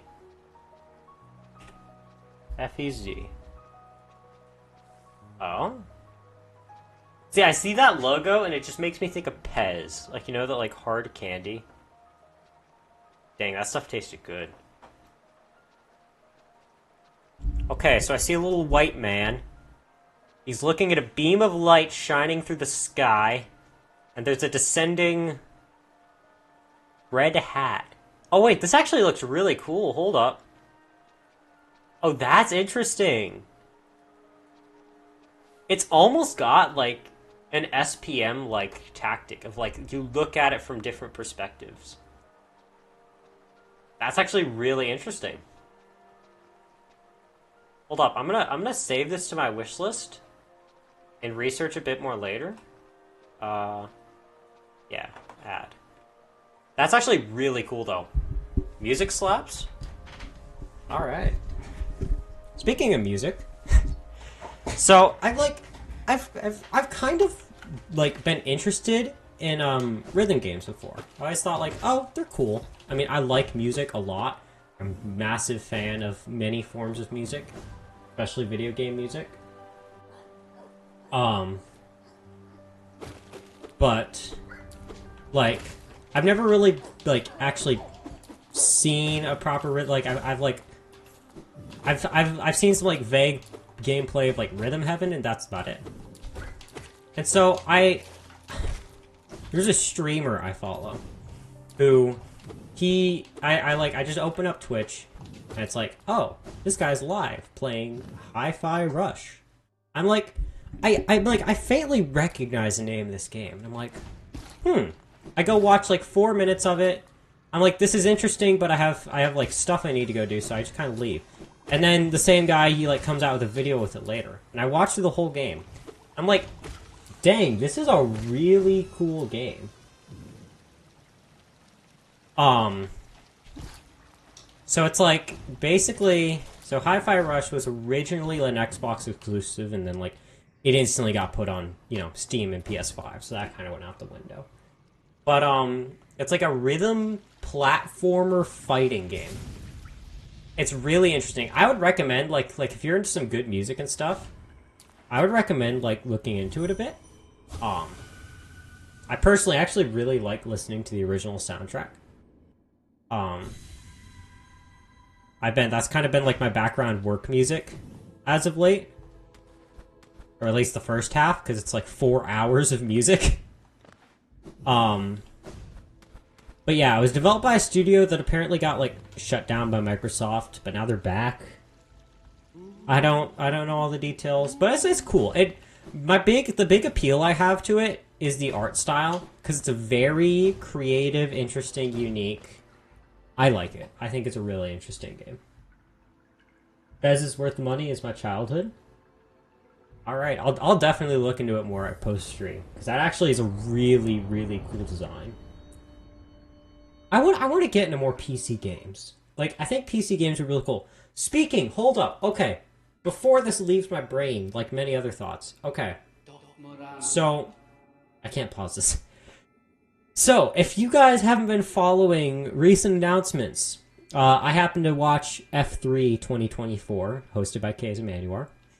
There was a certain fan game announced called, I believe, Super Mario and the Rainbow Stars 2. I think it's a sequel. And it looks really awesome. I've seen multiple creators I follow do like streams and videos on it. Okay, we're starting off in the Rage Guardian. Oh, shoot. Oh my gosh. Okay, maybe I'm not ready for Pantheon 4. Oh, maybe I'm not ready.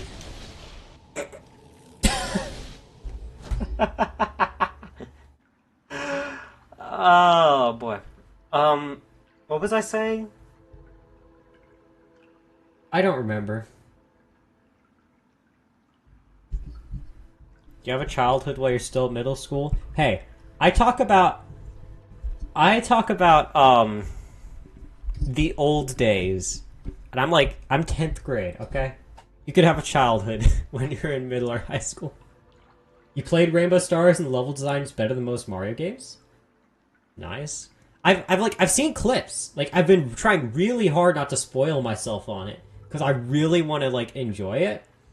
but it seems so well made. It's like, it's really, it looks very similar to a Scratch game that I've seen. It's getting developed currently by, I believe his name's Mario Fan 235.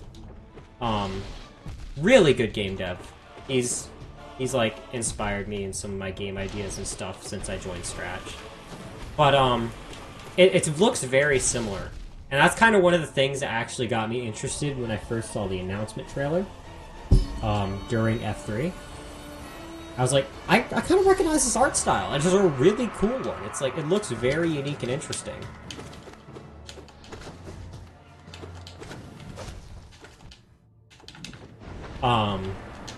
Like the art style, the music, all of it seems so cool and unique. And I'm very excited to try out the game sometime. I don't know if I want to do streams, videos, or just like play it on my own and then maybe like cover it in a commentary separately.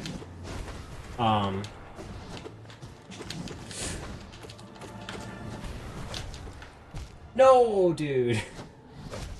But yeah, Rainbow Stars is a game I'm really hyped for.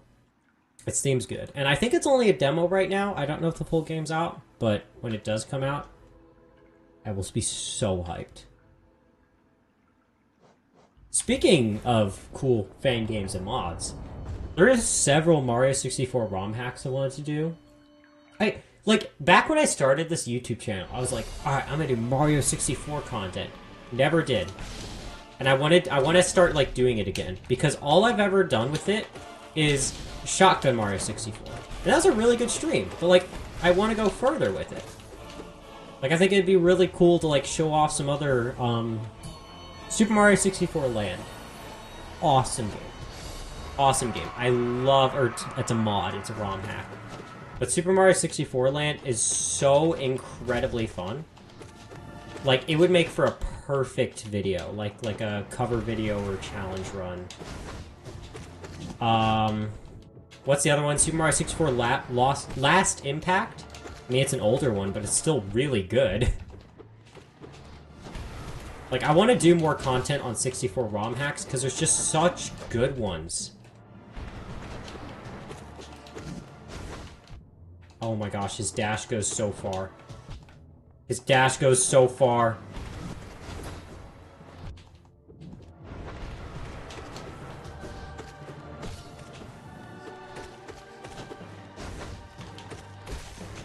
Oh! 64 Star Road? That's one I've heard of, but I haven't actually played Star Road. That's one I need to get into. Kaizo Mario 64, I have tried a bit of that hack. I do actually have that one. I have a folder. I have a folder of Mario 64 ROM hacks. Hold on, let me open it up. I can read off some of the ones I have saved that I could do. Oh yeah, I also have Citra. I can't do much with it, but I have it. ROMs. Let's look. Super Mario 64, here we go. Yeah, I have Last Impact, Kaizo Mario 64, I have a Yoshi mod, a Luigi mod, Super Mario 64 Land. I have a couple mods that I've made of Mario 64. They're like kind of half finished. I thought I had one other one, but maybe not. Some of the other stuff I just kind of have in this folder that'd be fun to play. Mario 64 DS might make for an interesting video. I have 2 of the Zelda games in here, but that's mostly for some emulator glitches that I like doing. Oh, shoot! Oh, no! Oh, wait a minute. Oh, crap! I still have Partners in Time! I never finished that game! Oh, no! Okay, so that's something to put on the list. I still have Partners in Time sitting here unfinished. I never finished Dreams, and then I never finished it. Mario World ROM hacks? I've got a couple of those, but... Yeah, oh my gosh, I forgot about that. I have Sonic Adventure 2 on here. There's so much I can be doing with old games right now. I forgot about this, like, whole folder. Yeah, Partners in Time, that's probably gonna get finished when I get to regular stream schedule again. I'm hoping to, like, depending on how bad homework load gets when I get into regular schedule, I wanted to, like, try streaming every weekend if I can, or most weekends. Because, you know, obviously I'm just not going to, like, physically have the time to do good streams during school week, but... You know, that free time can be dedicated to videos. Hey, free Enraged Guardian.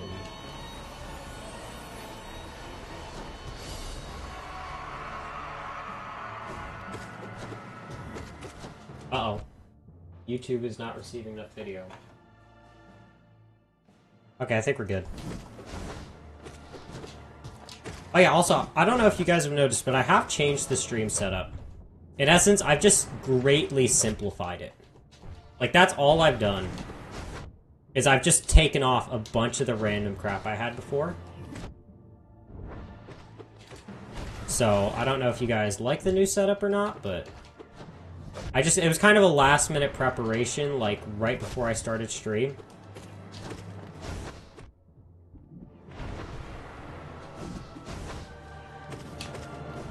Ah! Messing around in Blender and Unity, and I think I'm gonna have a future. Unity, I've gotten very minimal experience in. I've tried Unity a couple times. I never really had enough reason to start using it, though. Blender I've done quite a bit in before. There was a time where I wanted to start modeling in Blender. Never actually happened. I never got good enough to understand, but I was actually trying to learn for a while.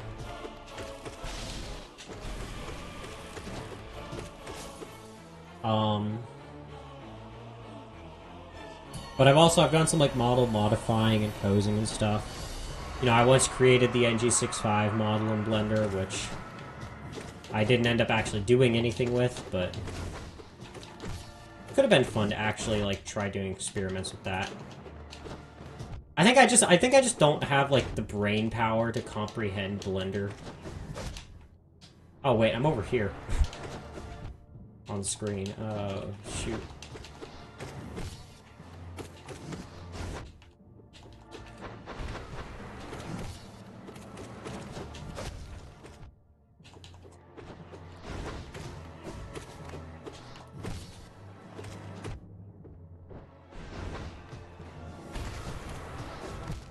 Oh, bro, what did he do? Oh, you gotta go? Okay. Bye, Stashy. Have a good time.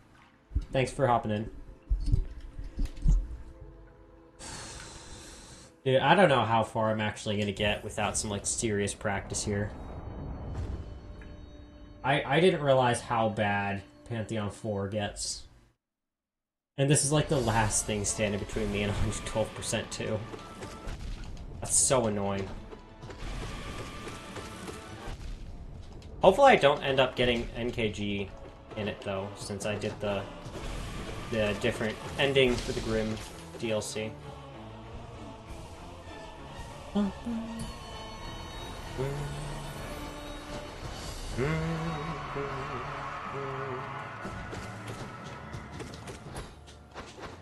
Dude, Hollow Knight has such good music. It's awesome because it, like, especially it perfectly fits, like, my taste in music. Like the two kinds of music I like are, like, 70s era music or, like, this. This is really good. This is, like, very well done. It's just amazing for such a small... It's like Team Cherry's like a 3-person team. Like, all the art and the music and everything was made by a very small amount of people for this game. And I think that's, like, insane. What is this fight? Oh, no, not No Eyes. This fight's... Oh, no, this fight sucks. Oh! No! Why?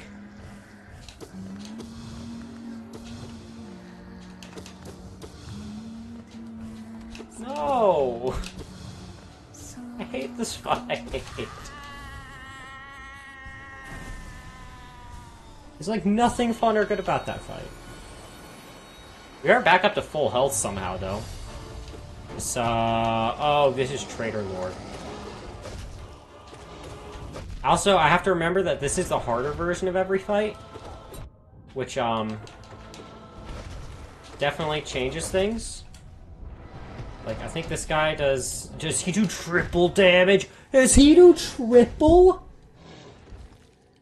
Oh my gosh. Okay, I think I'm done with Hollow Knight gameplay for a bit. Give me a second. Let me see if I can set something else up for this.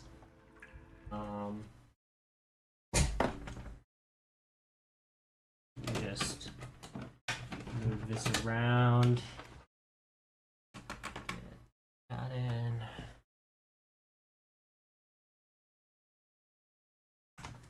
Let's get all this turned on. Been watching stream for 2 hours and still have no idea what's going on. I don't think any of us ever know what's going on.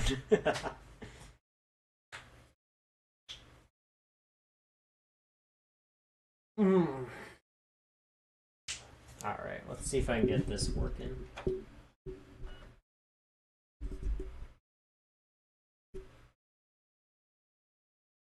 What? What's this going to display? Wait, how do I do this? Okay, wait. So here we go. I've got this. But I can't use it. Give me a second, guys. Hold on.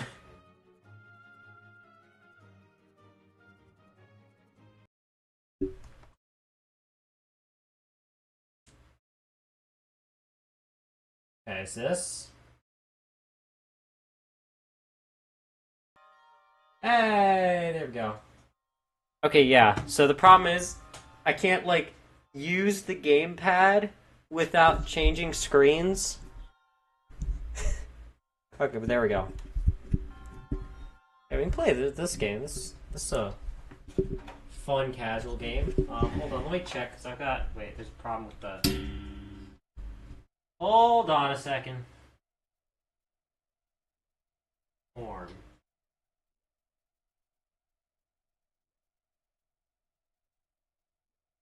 And...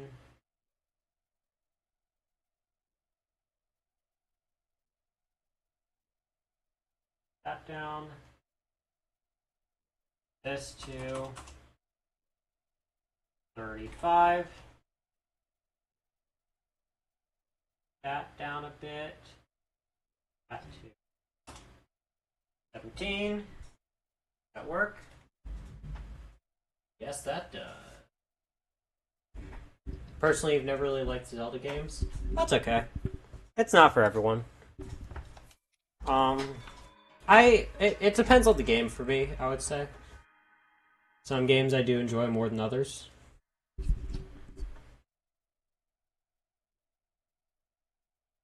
I would say this one I like a lot more than any of the other games I've tried playing.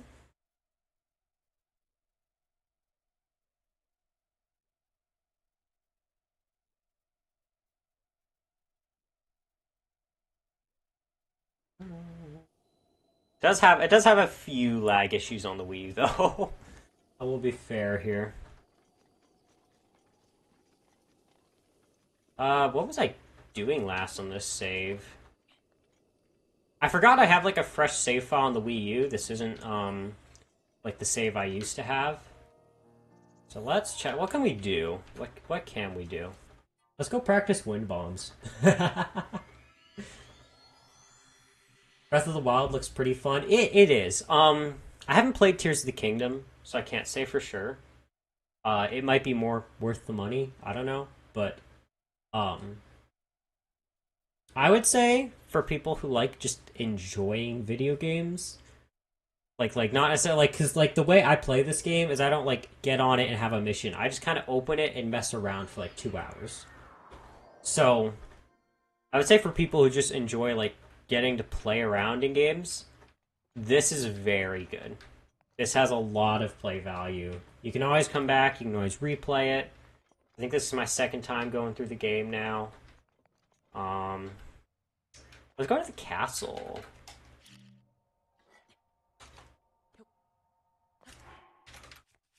Let's see, that should... There we go.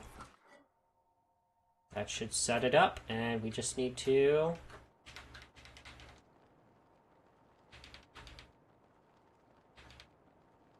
There we go. Looks like a really fun game to mess around in. Oh, yeah. And the speedrun's really fun, too. Like, I know speedrunning's not for everyone. You know, you don't have to speedrun it. But it is so enjoyable to do, like, the shorter runs. Because it's just a fun game to, like, learn the route and play around in. It's like, there's no obscenely hard tricks that just make it miserable. It's just really fun. And it's loading. Why is bro flying? We don't question the tactics. we don't question the power of the wiggle bomb. Oh wait, actually I can skip the castle and go straight to this tower.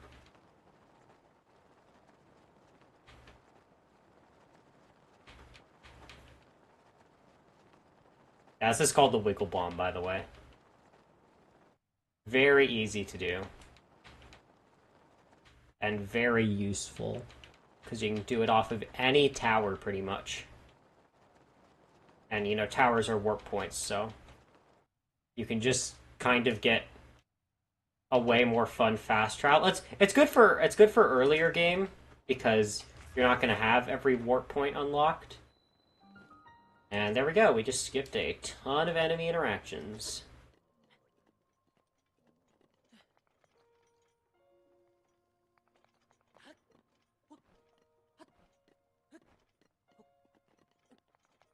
Although I might honestly go back down just because it's really fun to fight in this game. Especially when you're on 5 total hearts. Should probably fix that, but... Oh, shoot. I'm messing with OBS. This is actually, besides a couple mistakes at the beginning, this has been the smoothest a stream's ever gone. I've had a single dip in, like, my internet quality. And I haven't had any audio or video issues besides the very beginning.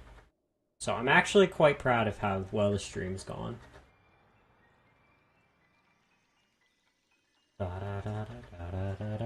Yeah, you gotta wait for this every time you get a tower. I gotta say, like, I've been playing this game quite a bit over the last couple months, off and on. And I actually like the way the gamepad feels. Like, I know that's pretty crazy, but I do actually really enjoy the way the Wii U gamepad feels. Oh, hold up. Toad 690 is cooking. This isn't Hollow Knight? Oh yeah, I should probably fix the stream title. Wait a minute. Can I? Oh dang it, I gotta get my laptop out. Wait a minute.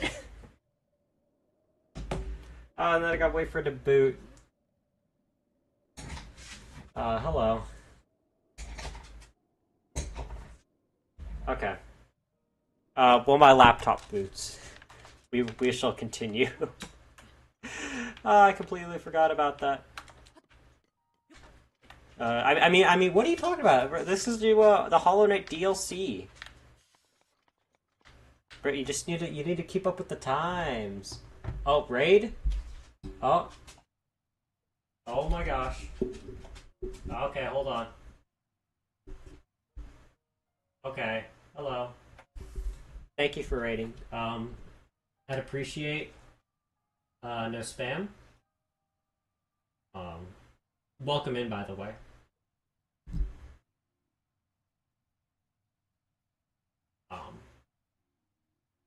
You are free to chat, just please do not spam. I do prefer to keep the chat box relatively calm.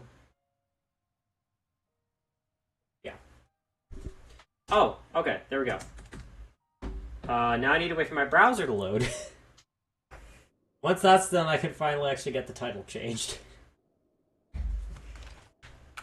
In the meantime? Right, combat. The highest level of stealth ever. Just dropping in. Money? Oh, okay, there we go, there we go. Okay, give me just a second. I'm gonna get the stream title changed real quick to match what we're actually doing.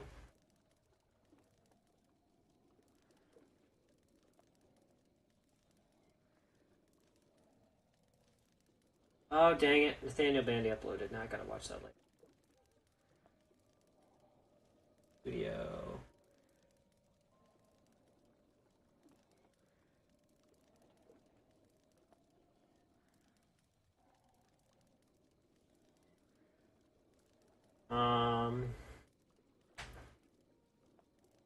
Oh, now I gotta go find the live management tool? Are you kidding me?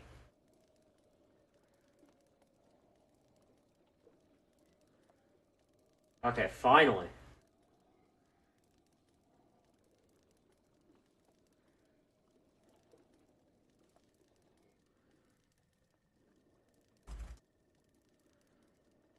Okay, stream title should be updated. That should all be fixed now. I do just want to say again, I would appreciate no spam. If you do, there is a chance you will end up having to be timed out in the chat. So, just as a fair warning.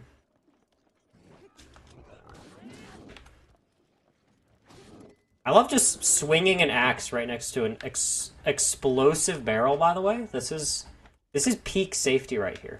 Wait a minute. Is there a way I can do this safely? Is there a way this can be done? That should be enough health, right?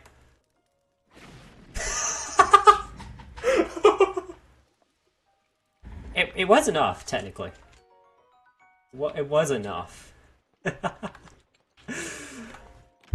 Okay. We're alive. And bomb arrows.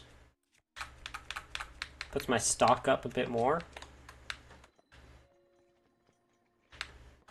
Alright, let's see. I forgot there are just some times in this game like that where you can just have fun. I probably shouldn't do that again, but I like doing stuff like that. Oh, I don't have any of the upgrades. I don't have any champion upgrades. I can't fly. That's going to make movement a little more difficult. Is what I would say. If there weren't bombs.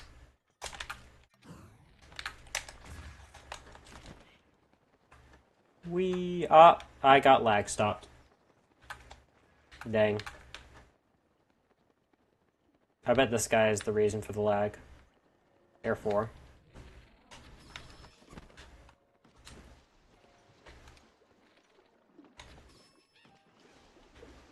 Now he will not cause me lag.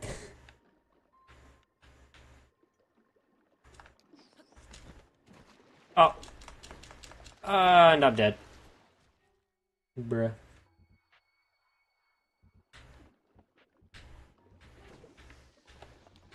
Stupid Octoroks.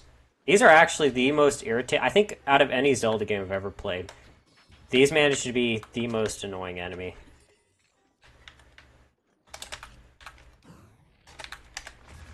I have barely enough health to survive that.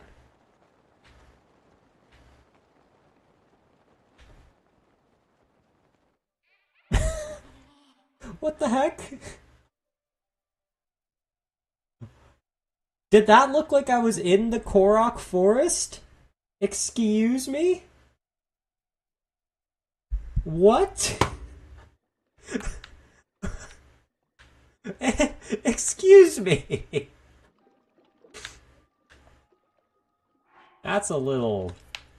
I don't know about that game logic. That seems a little off.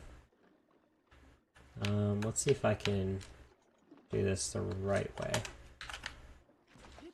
Hey, I actually made it.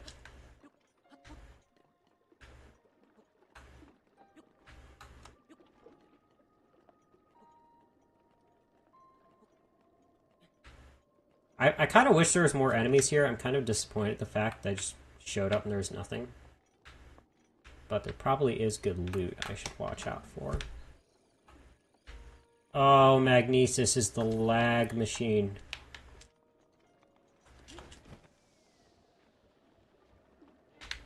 But that's okay.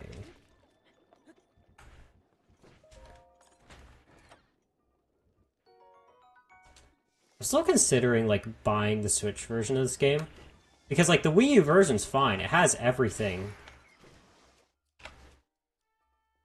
in the game. But the Switch version just runs better. It's more convenient. So. Find it. What? What is happening? Like an electric enemy? Oh, it's a Lizel. Okay.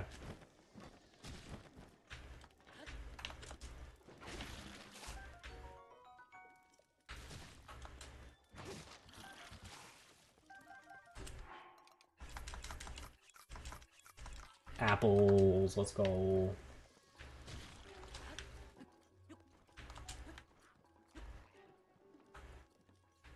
Wait, this is actually a problem. I might need extra stamina for this.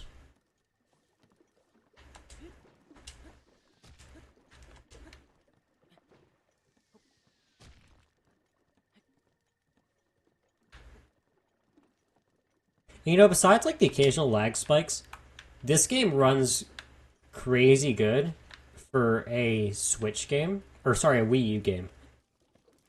Like, this, just considering, you know, the graphics and stuff. Like, nothing was downgraded besides maybe the resolution between this and Switch. And yet, it still has, like, it's still, everything functions perfectly. And that's absolutely crazy.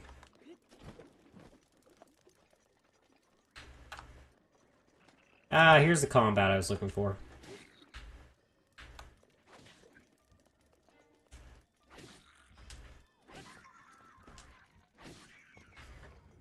There we go.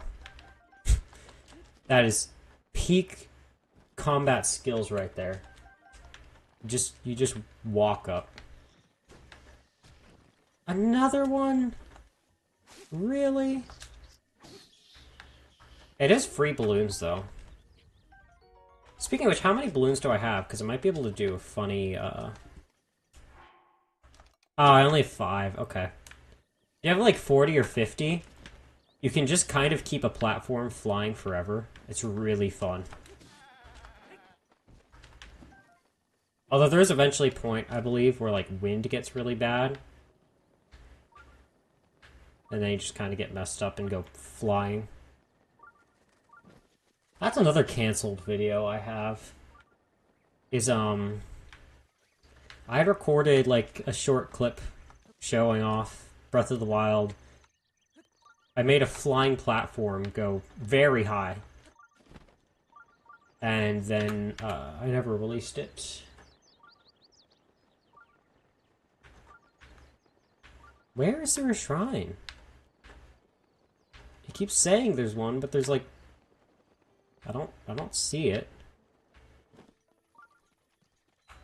Woodland Stable. Is there anything I can use? I guess wood? Okay, give me a second.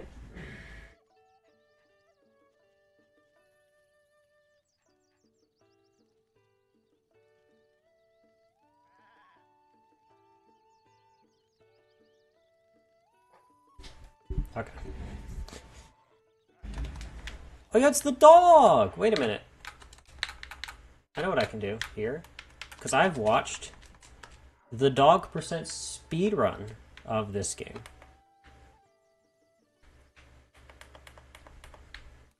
Yeah, that's an actual speedrun, by the way.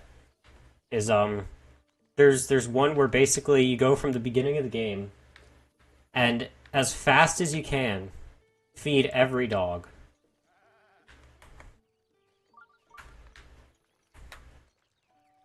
It's actually pretty cool. Because it is a new,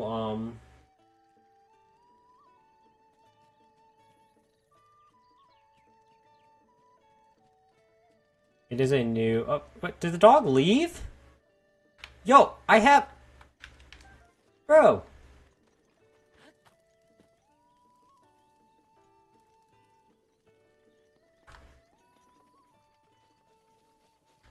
Unless he only needs four apples. Oh, there's radishes.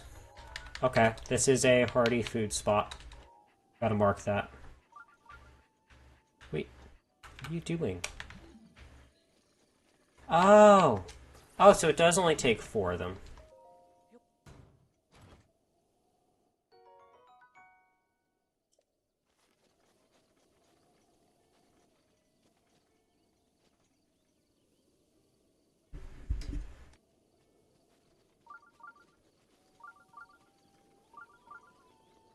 Hey man, listen. I did actually try to warn you that spamming will not be in my chat, so I'm sorry, but that's your own fault.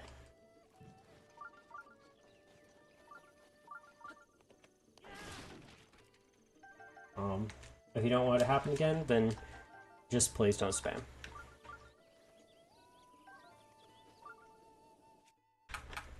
Hey, we got a new sword. Let's go. Do I even have any gear? No, I have a Switch shirt. That's it. and like the DLC gear. Oh, this is where it is. Okay. I found it.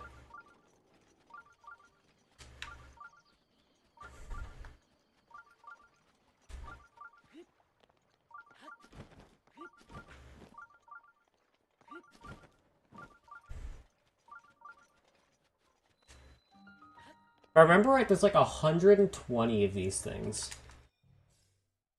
Can you keep the dog in the game? I don't think so. I think they always just stay at their stable area. And if I remember right, there's 5 dogs? Like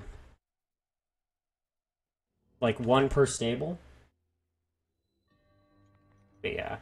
One thing I think that was pretty well upgraded between Tears of the Kingdom and Breath of the Wild is that your house has a lot more customizations in Tears of the Kingdom. Like in Breath of the Wild, you just kind of buy a house and you own a house. Oh no. Oh no. It's this one. Oh. Oh, it's this one. Okay. Yeah, this will be interesting. So it's... Okay, that just spawns. Like, do I actually need to do this the right way? Is that a legitimate requirement?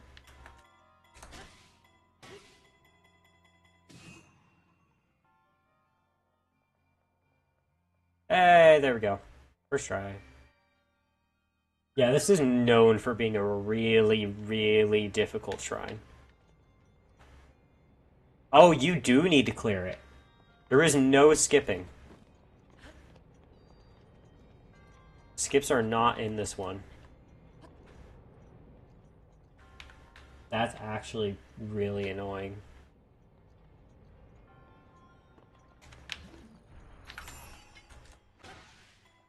I mean, like, you know, I get they want you to play the game all the way, but like, come on a shrine this big, you're not gonna allow even like 1 skip. It's all walled off.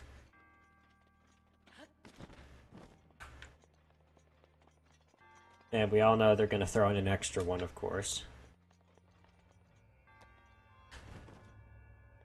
What is this? What in the world is this?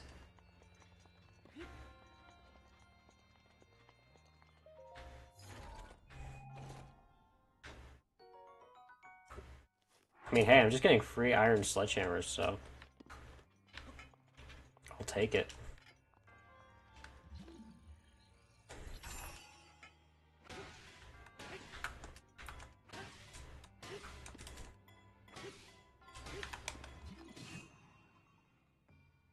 No, it went too far. Okay, so like...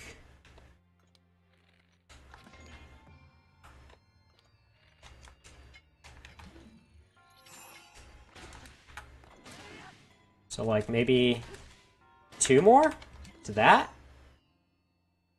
That's not nearly far enough, so it needs 5 hits.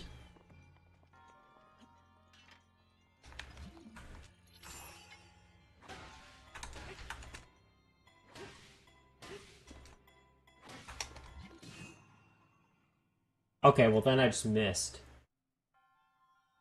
Hello.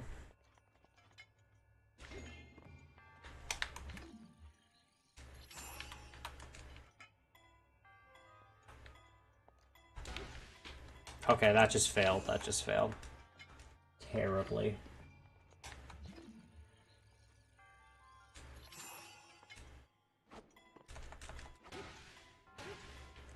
And that's from...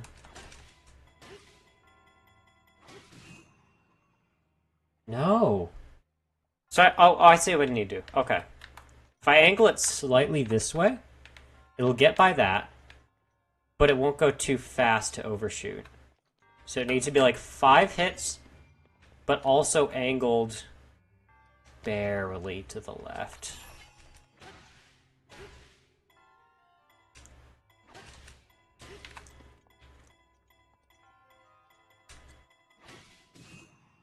Maybe? Nope, not at all. Okay. There's got to be a way to skip this, right? If that's an open roof, then yes, I can just, in fact, skip this.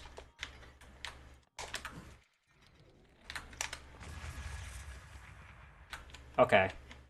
It does still actually take some skill to skip, though. Wait, no! It's a closed roof! Oh my gosh. That is so annoying.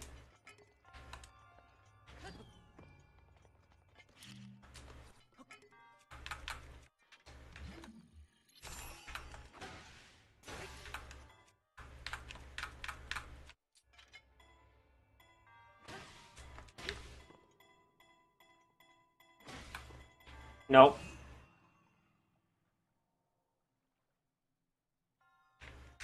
I don't know. I actually don't know.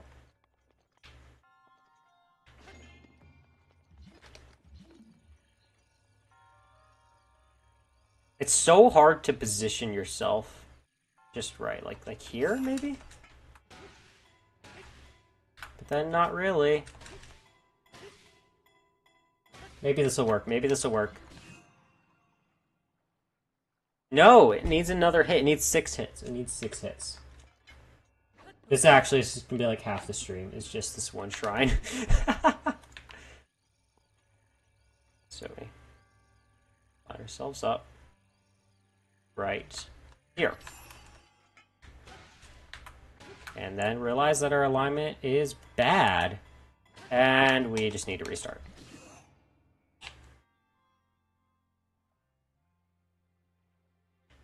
There's no way it didn't even... did it even make it over the railing? How? Wait, actually, how?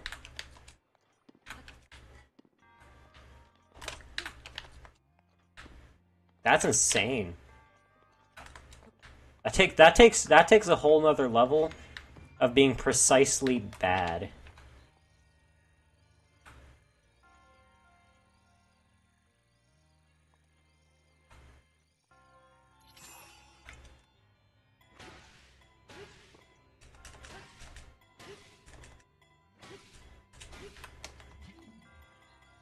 This should work? No. Now I'm genuinely confused, because I've tried every possible speed, and it's either too short or too far.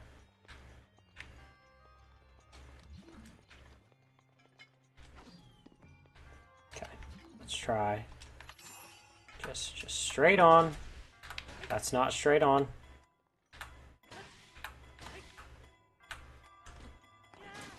And let's do that. It just doesn't go.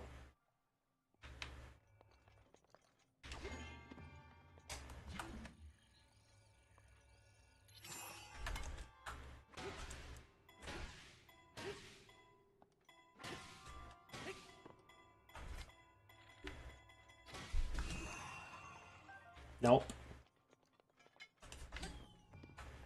I kind of want to Google how to do this, but I also want to figure it out.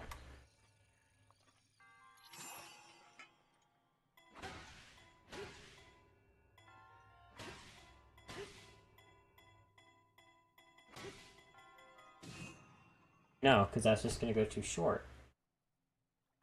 Is there a way to slow it? Okay, hold up. Give me a second. I need to figure this out.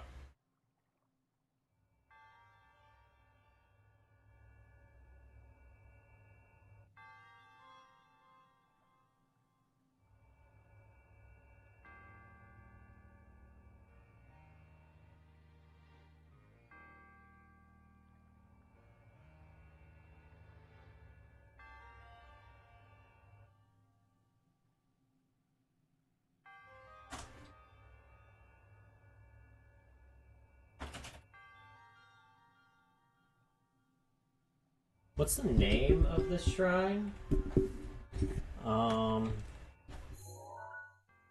Miro Shaz.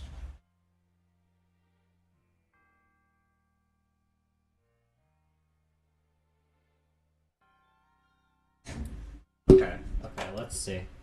Let's see if IGN fails me for the 5th time in a row.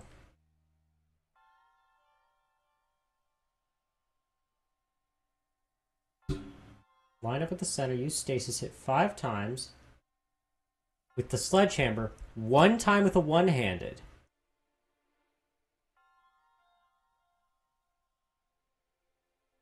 Okay. But it's a really good ability, or it's a really good item you get. So, what one-handed do I have? Okay, so we line up. 1, 2, 3, 4, 5. Nope. Need to line up better.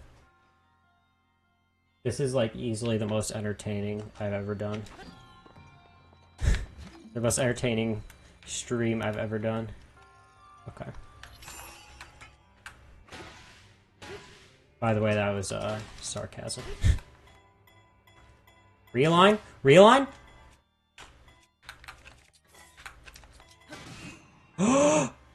So... No! It was so close. It was so close.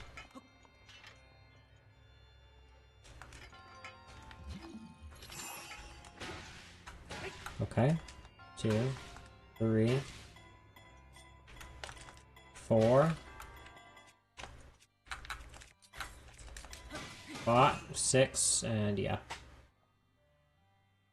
There has to be a way to line this up right. There has to be a way.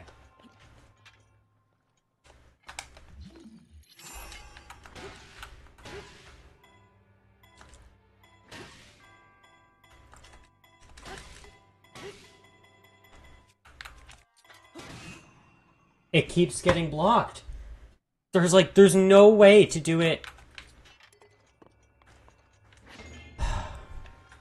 We try again, we try again.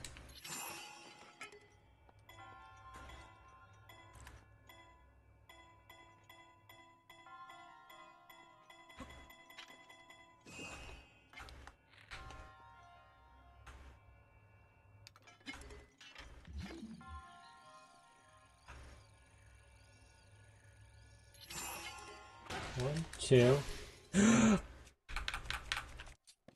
3, 4, 5, 6, or 5.5. Please, Please. Yes! We did it! We did it! Let's go! I don't know, 10 minutes later? Oh, finally. Hey, welcome back, Looper King. I do on the background that while doing stuff without even realizing it. Oh. That's funny. Okay, finally.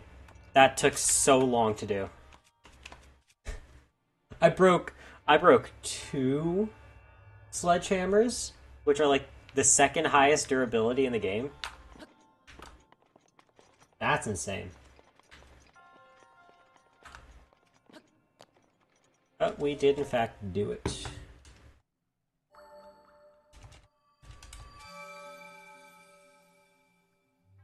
That's the first time I've ever gotten that shrine down. But now I know the strat. Now I'm gonna do the cool trick. There we go. So, fun fact about Breath of the Wild loading. And this is something I've learned from actually being quite invested in speedruns of this game, even though I've done a lot of them myself. So, when you exit a shrine, normally you just mash through the cutscenes, right? You think that's fastest. But actually, so on the second cutscene that, you know, it happens, you skip through it, and then the outside loads. If you instantly skip, it has to reload the entire outer area. If you skip it instantly, like it cancels a certain part of loading the game's already done, meaning it takes a longer time to load. But if you wait until the text just begins to fade and then skip the cutscene, then it keeps that loading and it loads like 5 seconds faster. It saves minutes on the 100% speedrun, which is insane. Ever played Breath of the Wild, surprisingly enough, but you have played Tears of the Kingdom? It's what's got you into Zelda? That's cool. Yeah, I think a lot of people actually got introduced through Tears of the Kingdom. And that's like a good introduction. I personally haven't played Tears of the Kingdom, but I do know a good bit about it. It seems like a good introduction. I don't want to give my opinion on which one's better until I've played Tears of the Kingdom. But I must say I do enjoy Breath of the Wild just a lot. It's just a very fun video game. And there's another Octorok. I hate these things. Like, they removed these, you know what? You got a perfect video game, but Octoroks is what's keeping it from the best score.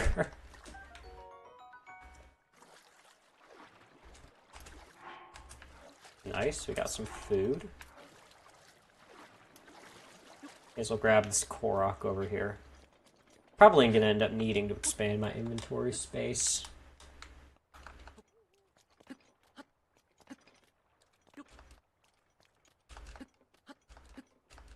There we go. That should be enough stamina.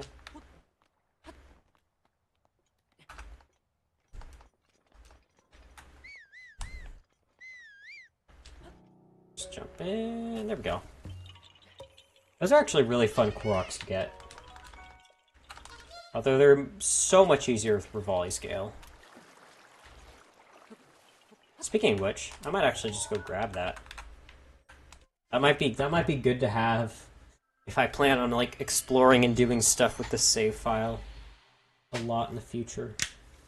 Which I do, because I do enjoy playing this game off and on quite a bit.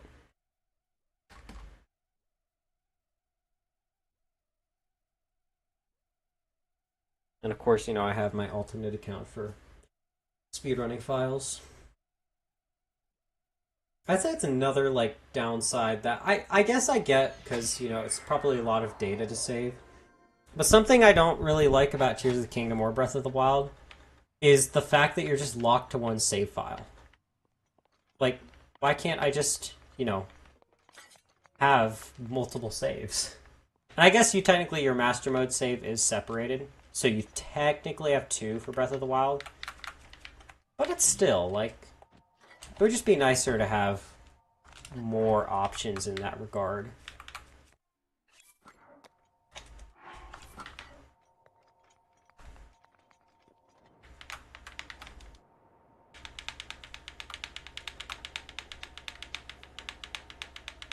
Wiggle bomb time.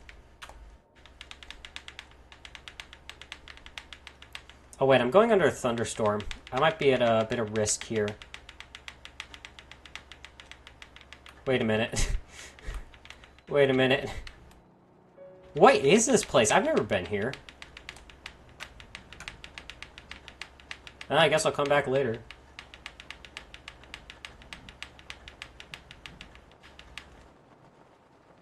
Yeah, here come the thunderstorms. And my all-metal gear definitely won't make a problem. That.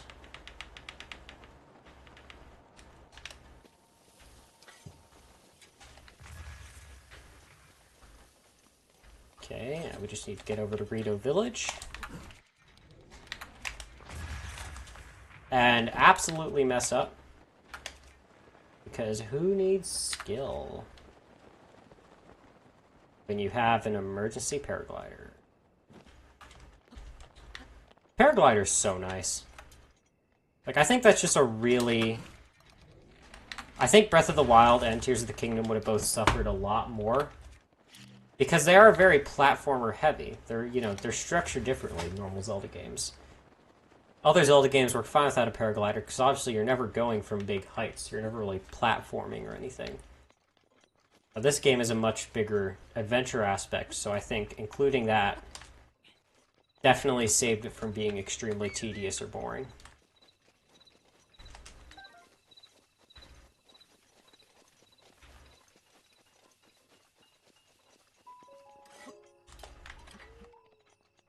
Let's see if I can hit this one. Yeah, there we go.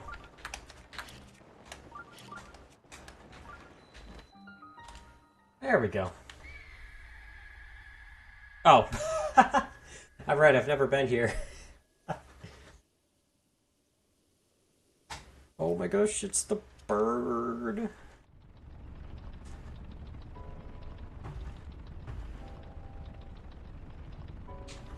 But it's a big bird. Funny enough, on my first playthrough, so the general consensus, I believe, on like how this game should be played through is you do Va...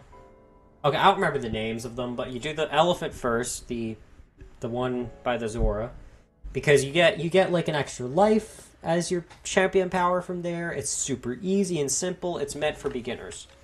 And then this one's second, the lava one's third, and everyone says like you have to do the lightning one, the camel, last, because it's way too hard. So on my first time playing through the game, I completely ignored that because I didn't know. I was just like, oh, haha, fun Zelda game. Let's have fun. Let's play it. And so I do this first because I know that you can get Rivali's Gale, and I'm like, oh, well, that's going to be super nice for traveling. And then I instantly go to the camel and do it. And I struggled. Well, no. So I did the actual, like, mission itself fine. And then I hit the actual, like, the Divine Beast, the camel. And I was stuck on Thunderblight for so long.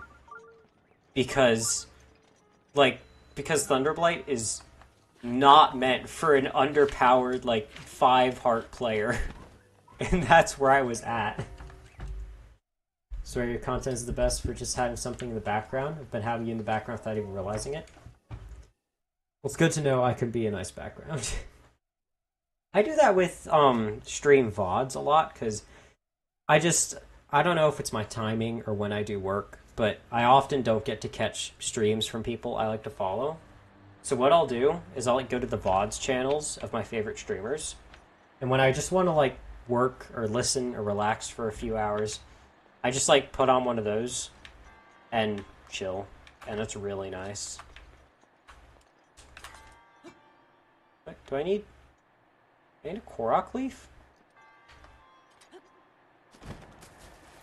I'm incredibly confused on what to do here for this chest. I mean, I can probably, if it's an open roof, but it's probably not. Oh, it is. Oh shoot, well. I just almost died.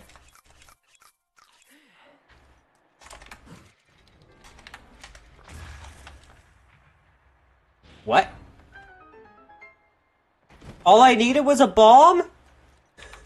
No! Really?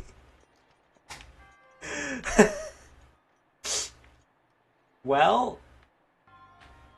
I mean, I guess whatever works. What? Whoa, what? Why did... Yeah, I'm not gonna question it. I got the ancient core, I'm out. There shouldn't be any other chests unless there's one over here. Nope. So... let's just see if I can hit this first try. Probably not because of the roof.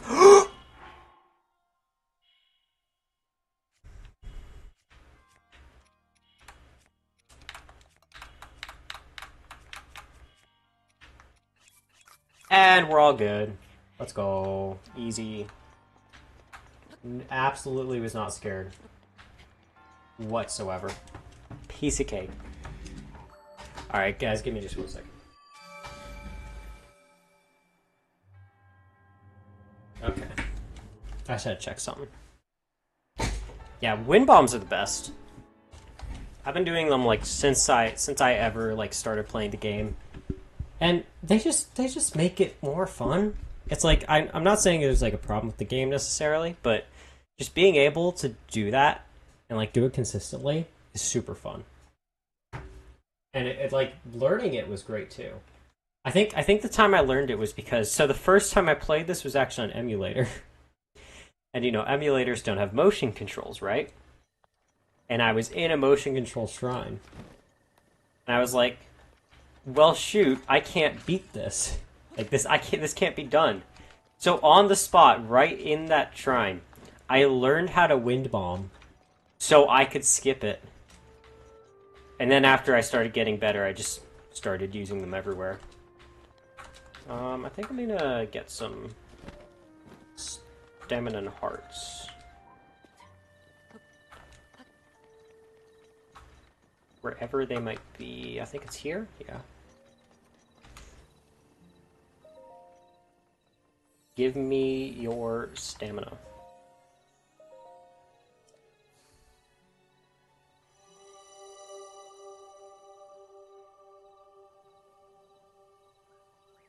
I do actually know an infinite duplication glitch for hearts and stamina.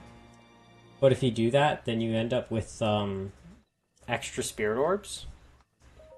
So, I prefer to not do it until I only have 4 left. Because then I can make sure that I don't accidentally, you know, end up stuck with them in my inventory if I 100% that file. But that's actually how I maxed out my stats on my first time playing, was I just duplicated them all, like, right as soon as I got to the first village.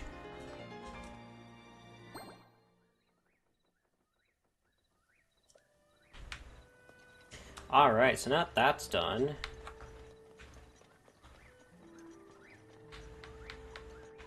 This is not the shop, never mind.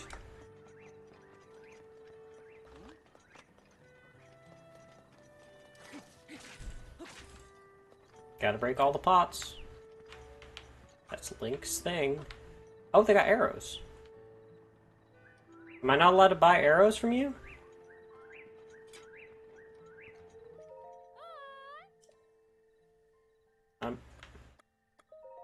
I'm here to buy. Oh, there we go. Okay.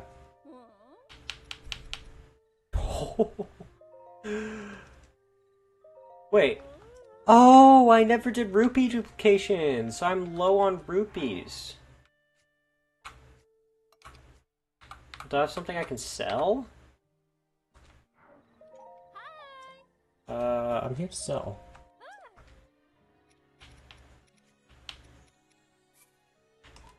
All my topaz. All my rubies. And my sapphire. Okay, now I can get all the bomb arrows.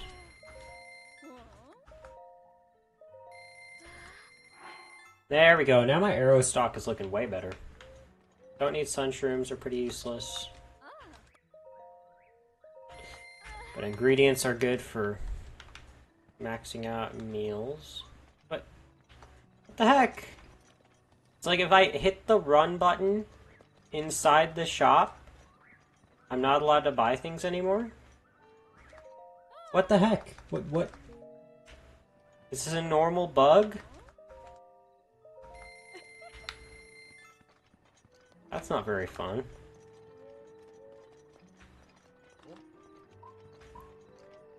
Oh yeah, I am gonna need these, aren't I?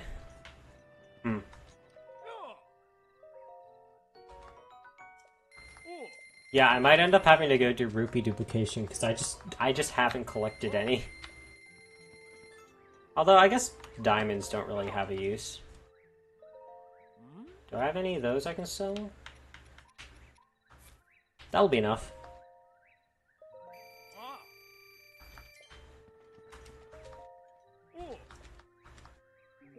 I did not want to talk. There we go. So now, here we go.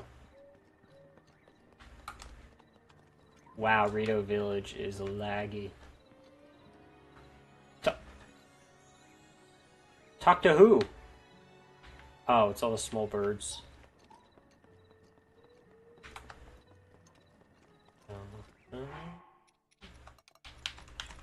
Well, I can cook some food while I'm here.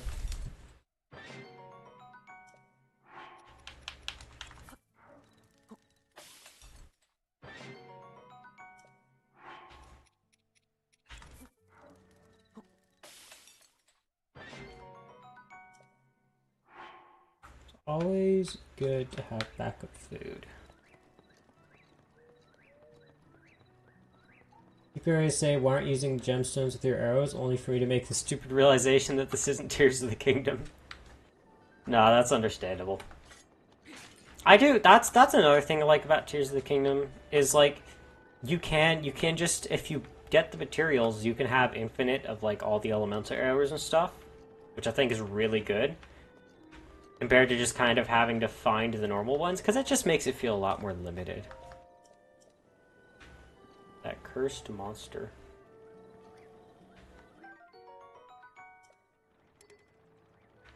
Can I just like steal his bow? Wait, is this a thing I can do? Okay, if I can, I'll just like re-drop it, I guess, but... Oh. Oh. Well, yeah, I need this to construct a Great Eagle Bow anyway, right? So... yeah, I'll keep it.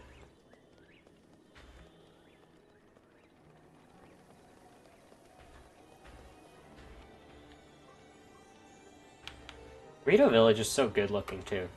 Like, this is just... I think this is one of my favorite areas. If not my favorite. Like, the Rito area. It's fun to explore. It's just good overall. Never mind, forget it? Okay. If you want to be like that.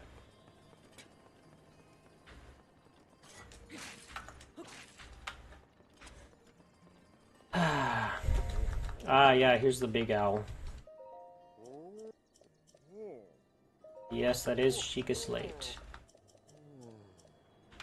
Find Teba. So, I believe Teba is out at the training area, but I think I have to talk to someone first.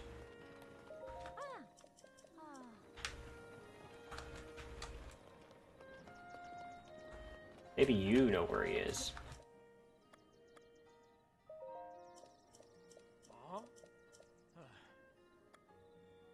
Teva.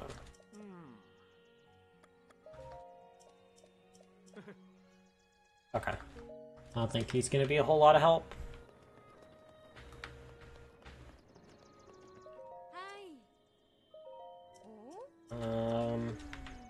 Maybe I do just actually have to go to Teba. But, I don't know. May as well just for safety. I might also get a few side quests while I'm at it. So. Is it this person you want to talk to? No. There's someone that knows about Teba. I was almost sure. Okay, there we go. There's a side quest.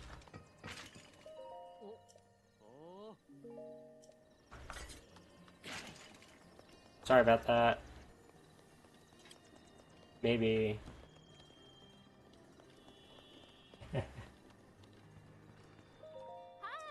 No, this is just the shop again! Where? I know, I remember. Teba has a relative that you have to talk to. I'm not crazy. This is a thing you have to do.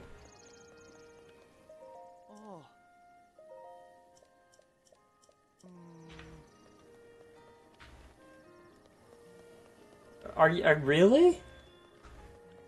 Really?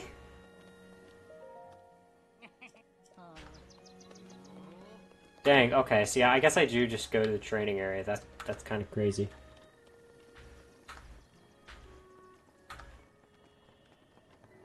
Where is it? That way? Yeah, it's this way. It's this way. It's right by that shrine. So, if this is a jumping spot...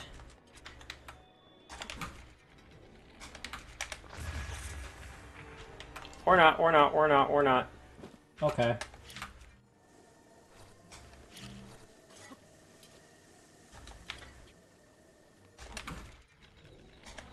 Come on.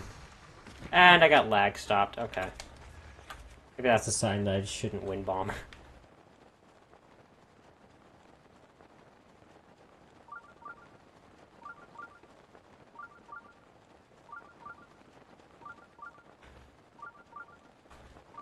It is definitely way harder to not have lag stops on the Wii U versus Swisher emulator.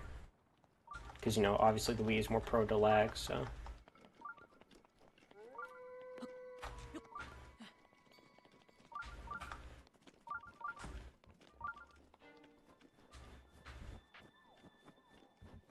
Oh, hey, it's enemies.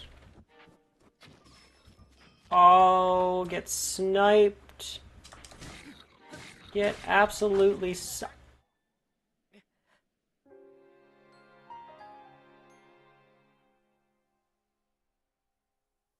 Okay, maybe I shouldn't have said anything. Possibly.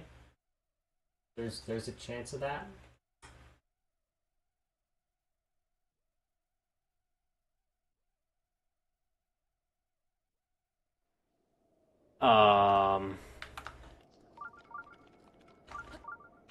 Yeah, we're just gonna pretend like that didn't happen. Hey, try to go buy the bomb. Okay, okay, maybe not, maybe not, maybe not, maybe not. Maybe I'll just leave. Maybe I'll just leave.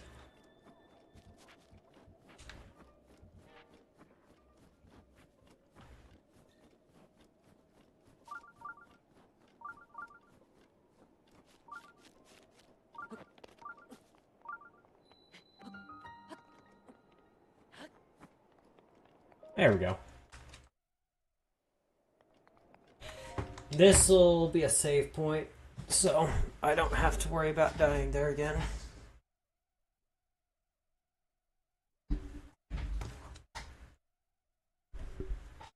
This stream could actually make for a pretty interesting video.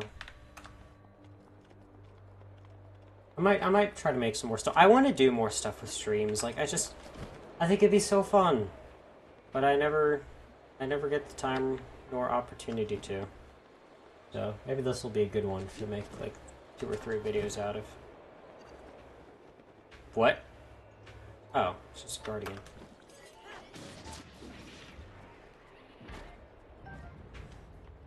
So that's all you guys have?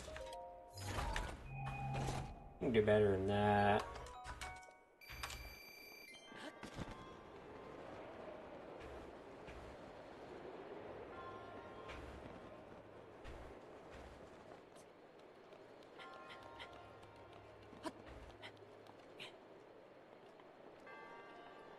Where is the last secret chest?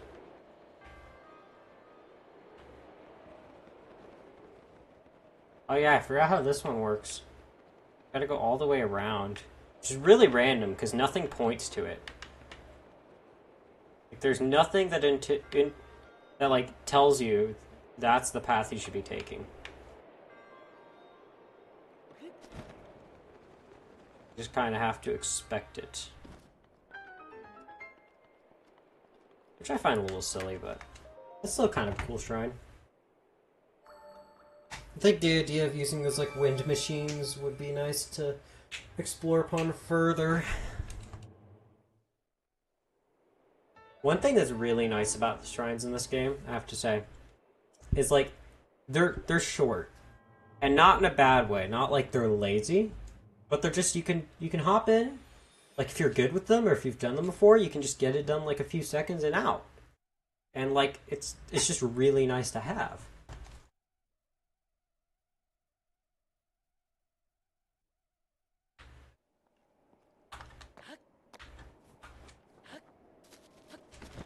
I think we're finally actually going to get access to Va Meadow if I do this right. Unless I come here and like then I have to go back and look for Teba, because for some reason the game just wants to do that, but better not. What if I drop this one? Take this one. Do I have to break all these targets?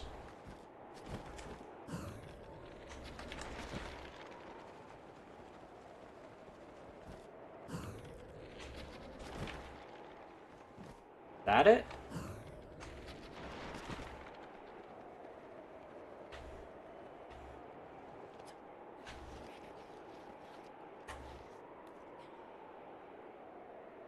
This is convenient.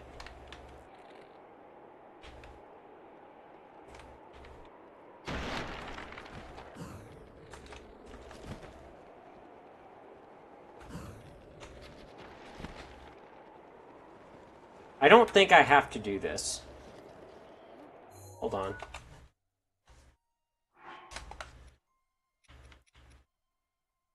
Let's see, help a local soldier. Teba's wife may know where he is. No way. That's crazy. Really? She does? Then where the heck is she? I talked to every NPC in the village. Bro, that's crazy. I probably should have like checked that, but I figured I've talked to everyone. Then he must be already there. Apparently, I missed a single NPC though. Hello. That's insane. Okay, so then where...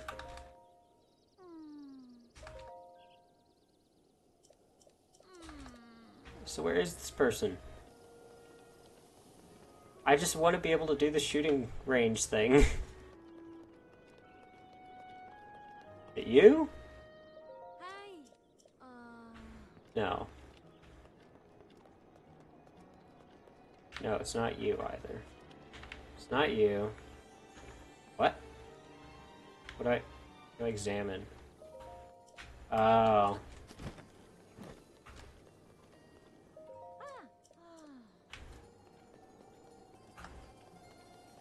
I'm actually so mad that I spent all this time looking for everyone, and it ends up that it's just back here. Ah. There she is, and now I go to the flight range, of course.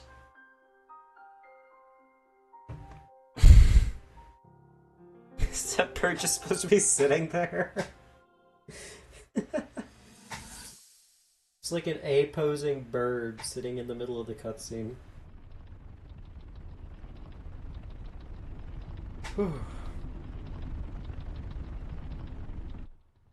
Can you wiggle bomb out of there? I don't know if there's any surfaces to wiggle bomb off of in Rito Village. Because like the way it works is you get the bomb in a weird state of collision, but you have to like walk up achieve a mastery in the against sky. like a specific Yet I have made an height of an ledge. updraft that allows me to soar. It's Um, considered to be quite the masterpiece of aerial techniques, even among the Rito. Towers are really good because Utilization their of edge our always superior has that skills and see perfect no like reason why height we of couldn't ledge. easily dispense But with I it. don't know if there's anywhere in Rito where you Ability to can explore the wiggle firmament bomb is off of. certainly of note. But let's not pardon By the me way, for best being so character blunt. right Let's here. not forget the fact that I am the most skilled archer of all the Rito. Rivali's best character Yet of the game. despite these truths, it seems that I've been tapped to merely assist you. All because you happen to have that little darkness-sealing sword on your back. I mean, it's just asinine. Unless you think you can prove me wrong, maybe we should just settle this one-on-one. Up there. Oh, never mind. I know. How about Mistimed. there? Mistimed. I'm cringe. I've only watched this cutscene like twice. Oh, you must pardon me. I forgot you have no way of making it up to that divine beast on your own. I saw a video. It showed this clip. And that's like 10 ways Link can make it up there on his own. It's really funny. They had like wind bombs, flying with balloons, like 3 different height glitches. It was so funny. Like every time it was like, oh right, I forgot you couldn't get up there. But he can. Alright, so I mean I can just warp right next to the flight range. I already got that shrine, so I can skip the travel back.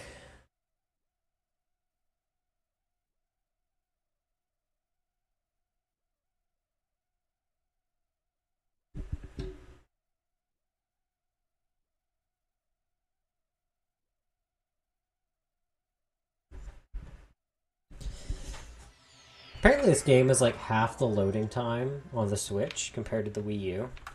Which, I mean, makes sense. The Wii U would obviously take longer to load. Especially when you're comparing disc to cartridge. It would be nice to have this game. Excuse me. It would be nice to have this game digitally. But, you know. Between the eShop and my whole 8 gigabytes of storage, I don't think that's happening anytime soon.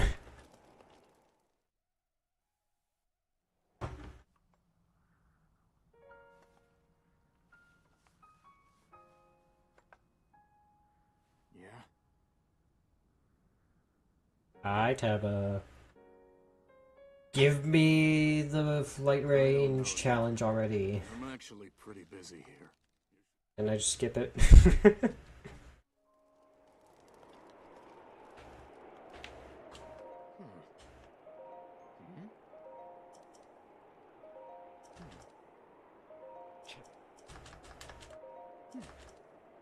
Okay. Let's go.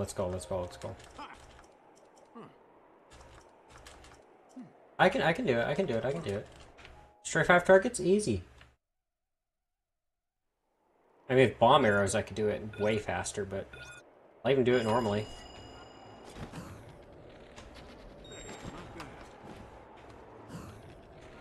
Keep it up. That's it. One more. There we go. Easy! I mean, I know it's not meant to be difficult, but I always love doing that super fast.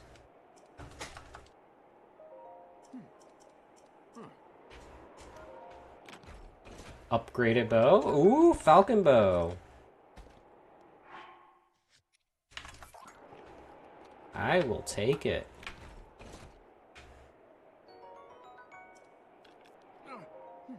Okay, let's go. Bomb arrows? Okay. I'm ready. Let's go. Save Rito Village, obviously. Or Rito Village is the goat.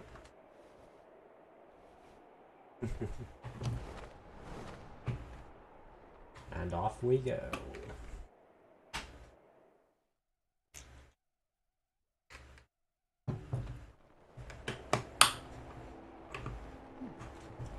Alright.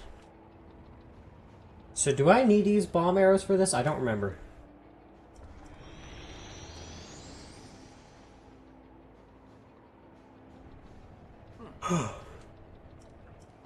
So I do need bomb arrows. Okay.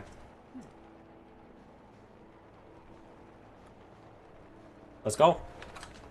Go for it. Watch out. Oh, imagine trying to use guardian cannons against me. Like he doesn't even know how many I've parried before.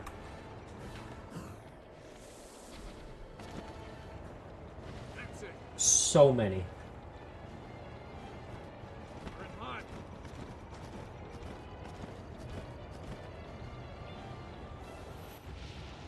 Whee!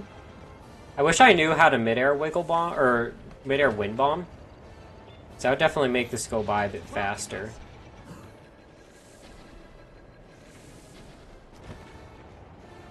That's the way. Now we fly over to this side.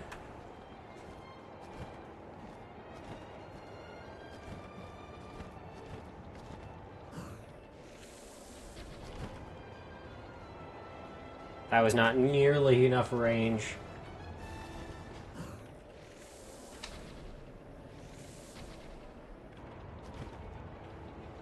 One more. One more indeed. Infinite stamina, baby!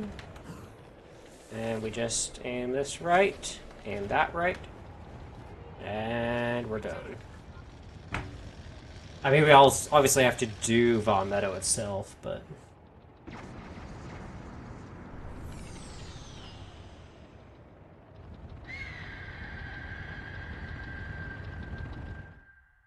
Yeah, that's what I say. I think after doing, like, all 5 of them, Well done, Link. this is still my favorite overall History.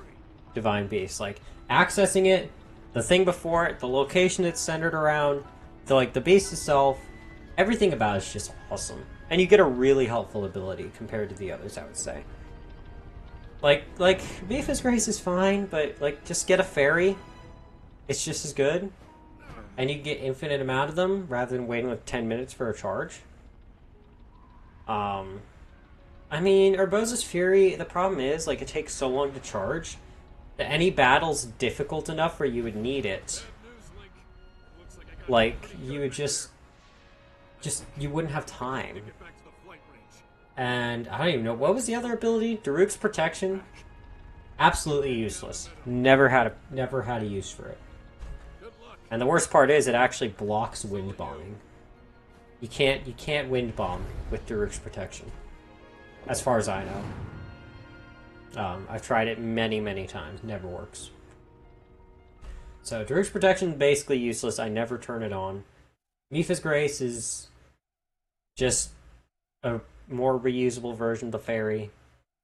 And Urbosa's Fury, it never has a practical use.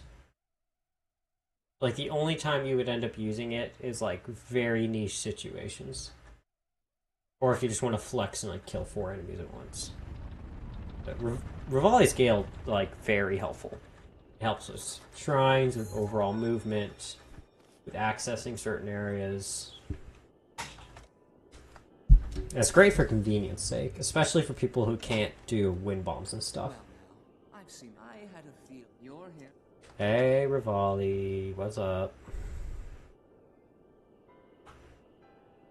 If so, then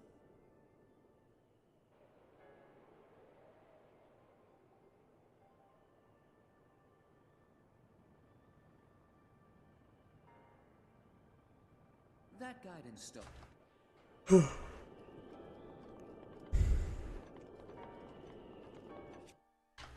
Okay, yeah, bombs are going to be the best.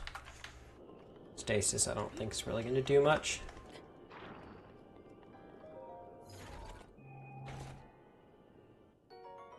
Ooh, Sapphire, I can sell that.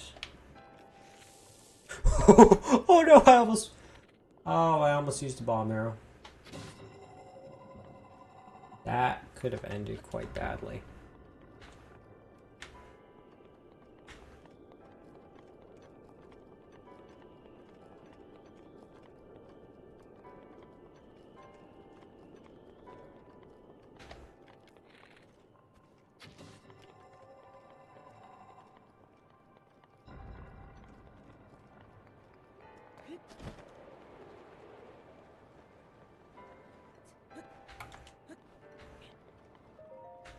Let's go.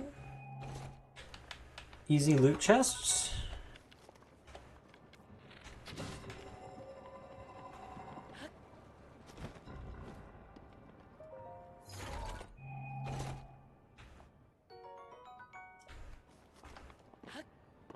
Okay, so I think that's a terminal down there. Can hit that. Oh no, that's a chest. That's actually almost more helpful. So many ancient parts. Which is honestly pretty nice, because ancient gear is very good.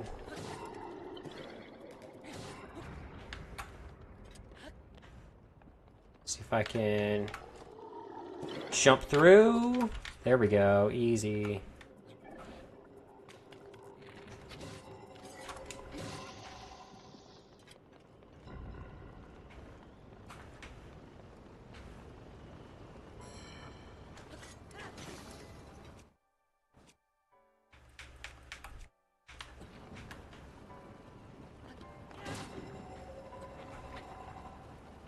Dang, this stuff drains your health fast.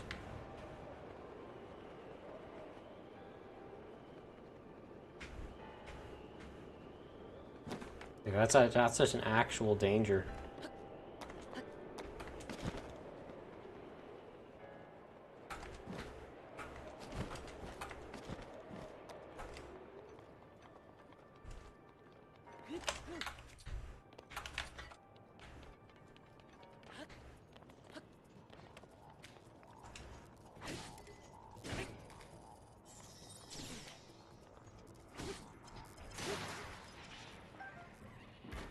Oh, we got a spear.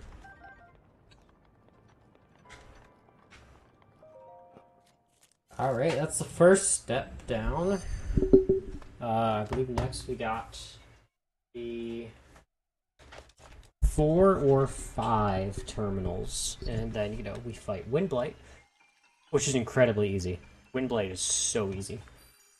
Especially if you have good arrows. I don't know if he's possible without arrows, actually. He might not be, now that I think about it. Because I think there's a phase where you need to use arrows to, like, knock him down. You'll need to look the terminal. Or I'm completely wrong. You can manipulate certain aspects of the Divine Beast from the map screen. That's great to know. I guess I just...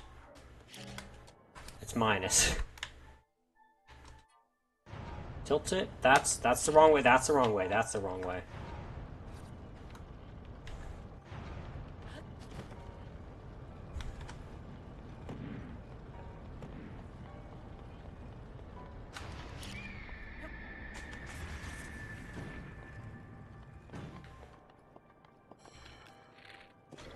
Really?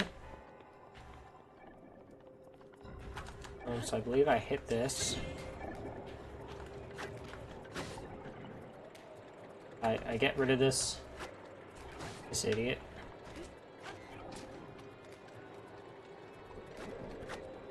Bro, leave. What are you doing? What was my man trying to pull? Oh, ice arrows, that's nice. I believe with this, I can just tilt it the other way.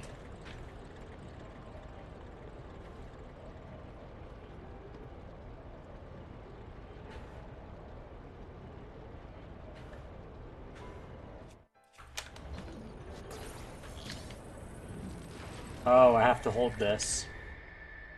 That makes a lot of sense.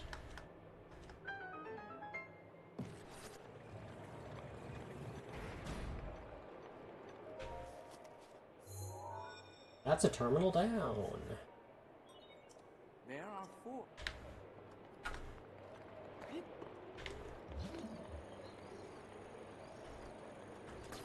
Honestly, I have no idea where the other one is, or the other ones are.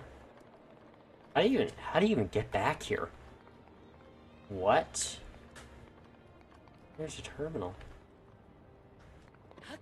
Is there no openings? Maybe it's just turn it the other way?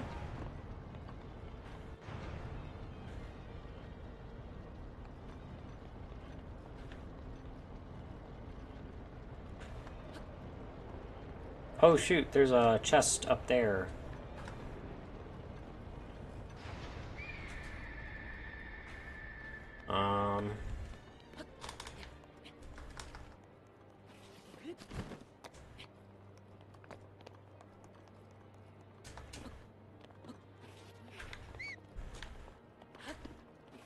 Okay, so let's see if I go.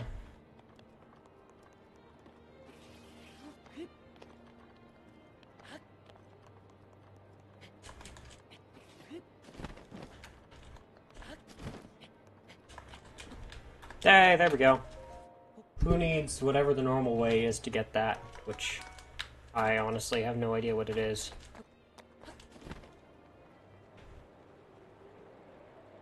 Yeah, dude, actually, how?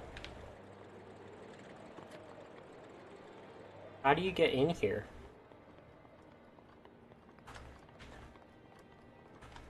Is it just turning off the wind?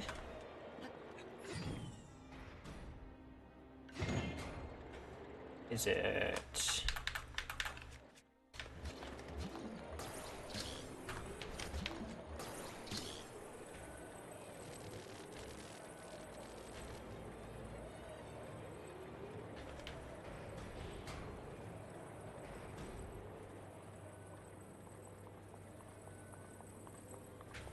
Yeah, none of this affects that door. So I guess I'll just go back to that later?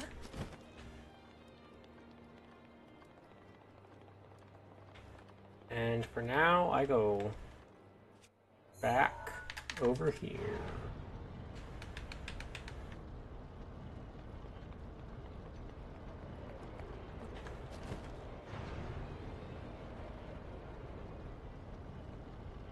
Whee!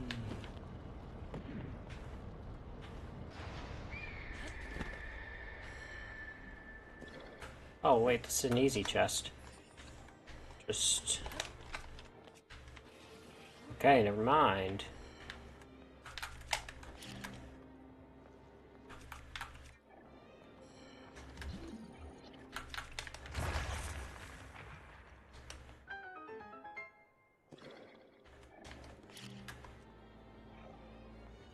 Bombs. What? Wait, that's not how you... How then? Now I'm confused. I need it.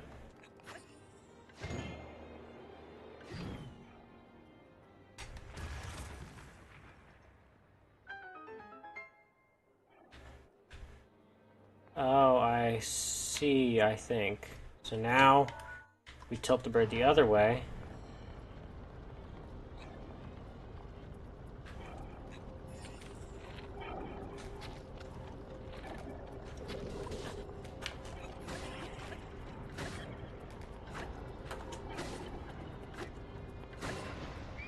And also get that.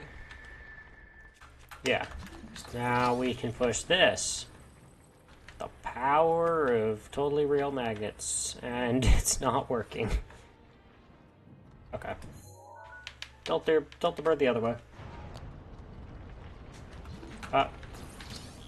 First gotta line it up. There we go. That is extremely complicated. And not like difficult, just strangely complex.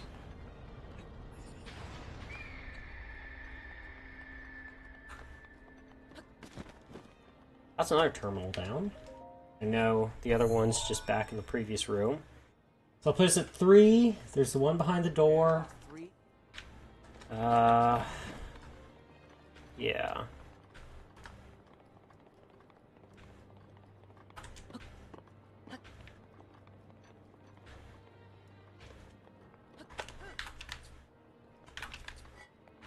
There we go.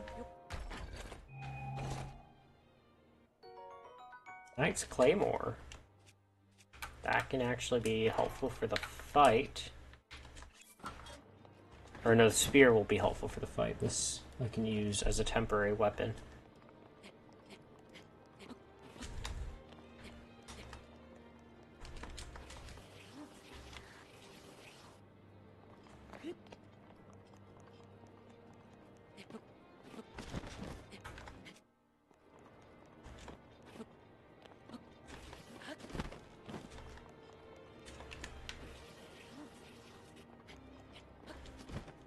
Come on, like that's gotta make it in. There we go.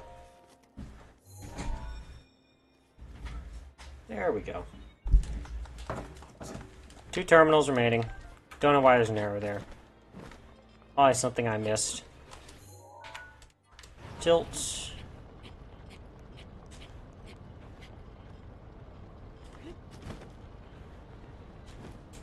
And I believe it's down here. I think it's at, like, the bottom is where these last 2 are. Yep. Yeah, just I figured.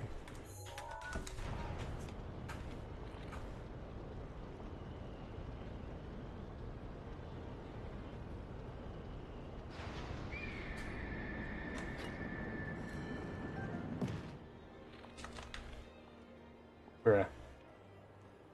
I mean, it could just, like...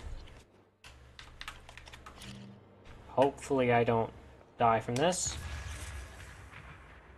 Okay, I died from that. Boy. That's great. That is absolutely fantastic. Oh my gosh.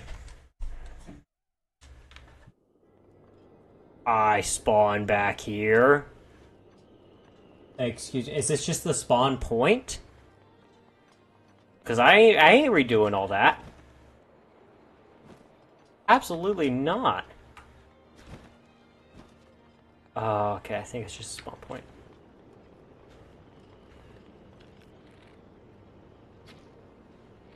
There we go. Easy snipe.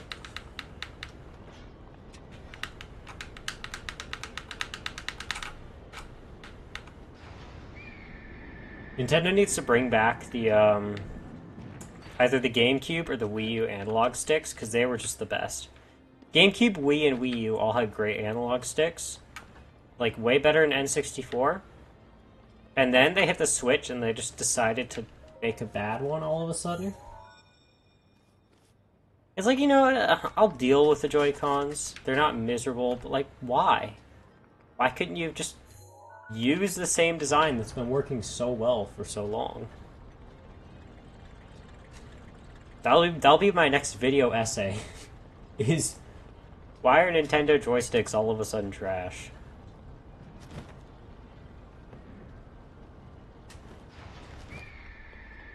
I think this one I just got a glide. Yep, that's literally it.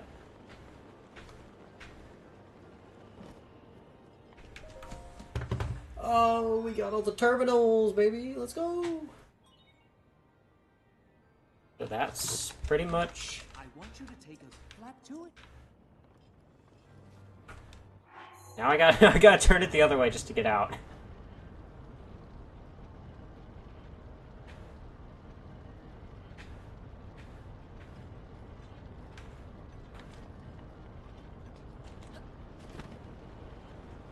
Uh-oh. Oh, no.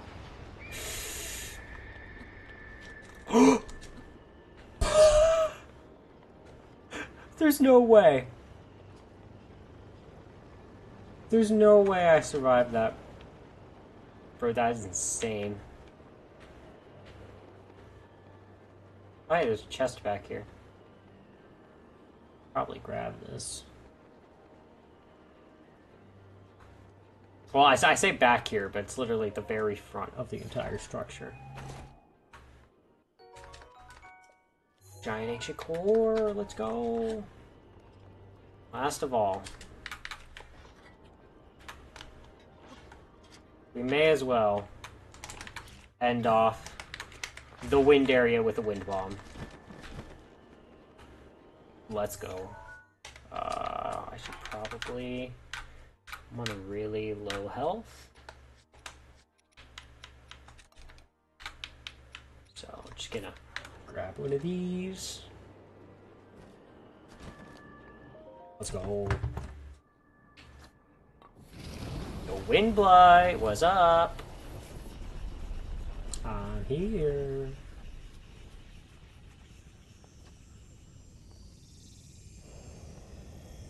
Link's just like, oh my gosh, not this guy again. It's like, bruh.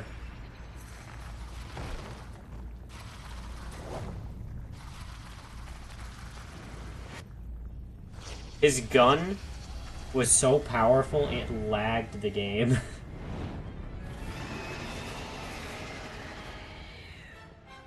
That's crazy.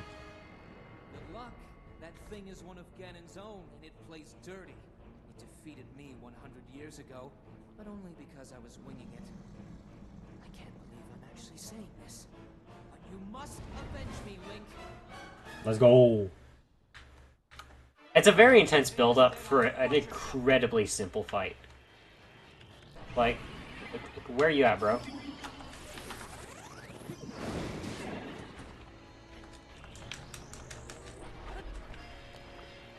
Oh, now he's running. Oh, now he's a chicken.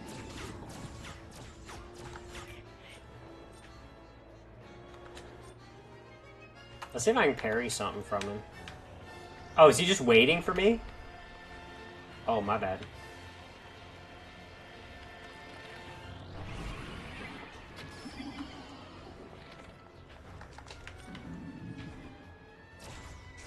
Well executed. Parries! Let's go! I'm gonna switch off the bomb arrows because I got so many. I may as well make use of them. Okay, that's actually a problem. Keep your head in the game. Should I just...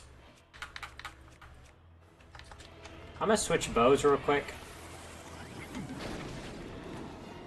Because I do, in fact, have a 3-shot.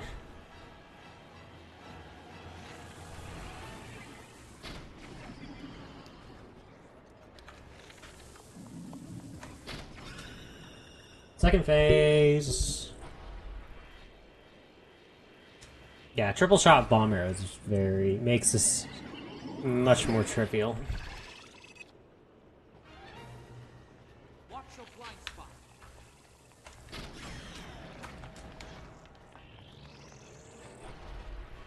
Ah, he's running again. He's a chicken. Oh. Oh, that's not nice. Okay, really, man? I'm trying to have a fun fight here. Now you gotta do this. I forget with, like, my current power, I do basically get 2-shot by any boss in this game. Anyway. Wind Blight done. This was interesting.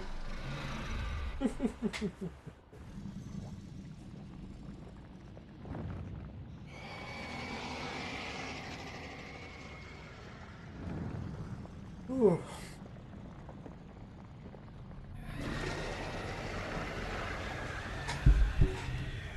3.5 hour long stream. It's good to be back. This is probably going to be a good place to stop for now. I should probably go eat, honestly. Got some stuff to do. I do want to rest up a bit. I definitely want to try doing this more often, though. Like, finish it. I want to, because I want to finish up Partners in Time. I have so much stream and video stuff I've wanted to do for so long. And once I finish the big project and that's done, I can dedicate, like, my weekends and my off-school time to doing it, and it's gonna be awesome. Yeah. For now, let's just enjoy this cutscene real quick. No, I want it. Yes, activate. First, let's enjoy this cutscene though.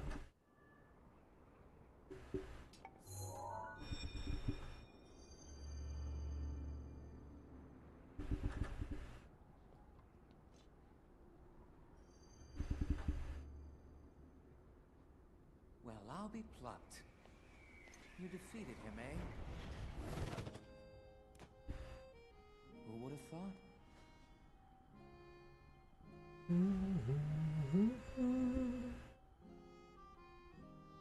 Well done. I suppose I should thank you now that my spirit is free. This returns Meadow back to its rightful owner. Don't preen yourself just for doing your job. I do suppose you've proven your value as a warrior. A warrior worthy of my unique ability. The sacred skill that I have dubbed Revali's Gale. Let's go!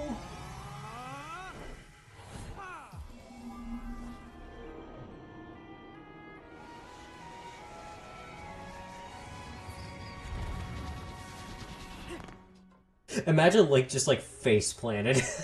It's now time to move on and start making preparations. just dies. It's like the game over screen hits. Still need my help while you're fighting inside Hyrule Castle? Feel free to thank me now.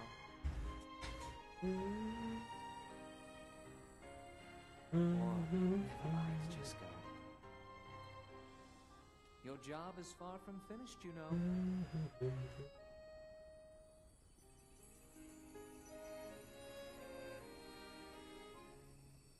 The princess has been waiting an awful long time.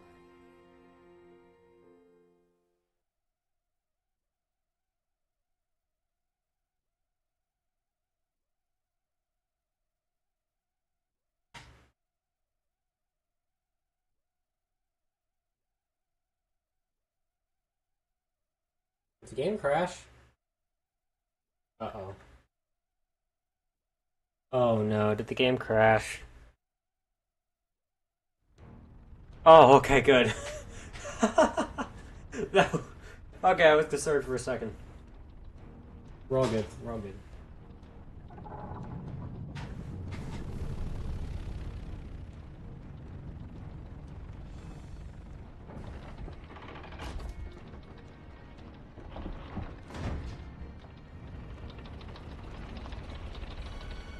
Bird.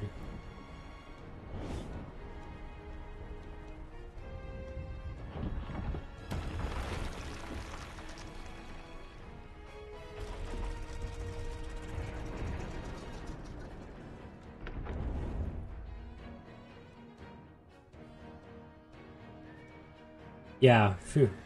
That is... That was scary. I wouldn't have wanted to redo that whole boss. That's a difficult... Well, it's a kind of difficult boss. I think I forgot, like... Yeah, it's easy when you're not... When you don't have to heal every single hit. This vantage point. And when the time is right, give him everything you've got. Heck yeah, Revali. Now we wait for that perfect moment. I'm sorry, I just really like this cutscene. That's why we've had to wait for like 3 minutes. For the last 100 years, I doubt you'll suffer a feather over a few more moments.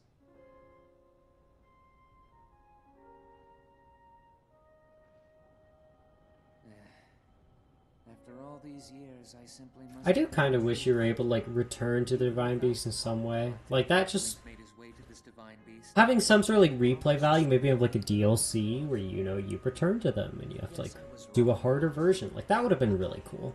Because they are really well built areas that are fun to explore. But you just do it once and then it's over. Yeah. Anyway. As soon as I'm allowed to save, I'll finish up. Let's go! It wasn't infinite loading. Alright. Revali's Gale. Let's go! So yeah, that was today's stream. Played some Hollow Knight, played some Breath of the Wild, got to talk. It was nice being back. We're going to see how these next couple of weeks of school go. But I do hope to be getting progress done on the big project and overall be getting stuff done like at least every weekend because I do want to keep up with the channel. So yeah, thank you all for watching very much. This was a very fun stream. I liked it a lot. But I've got to go now. So bye-bye everyone. Thank you for joining.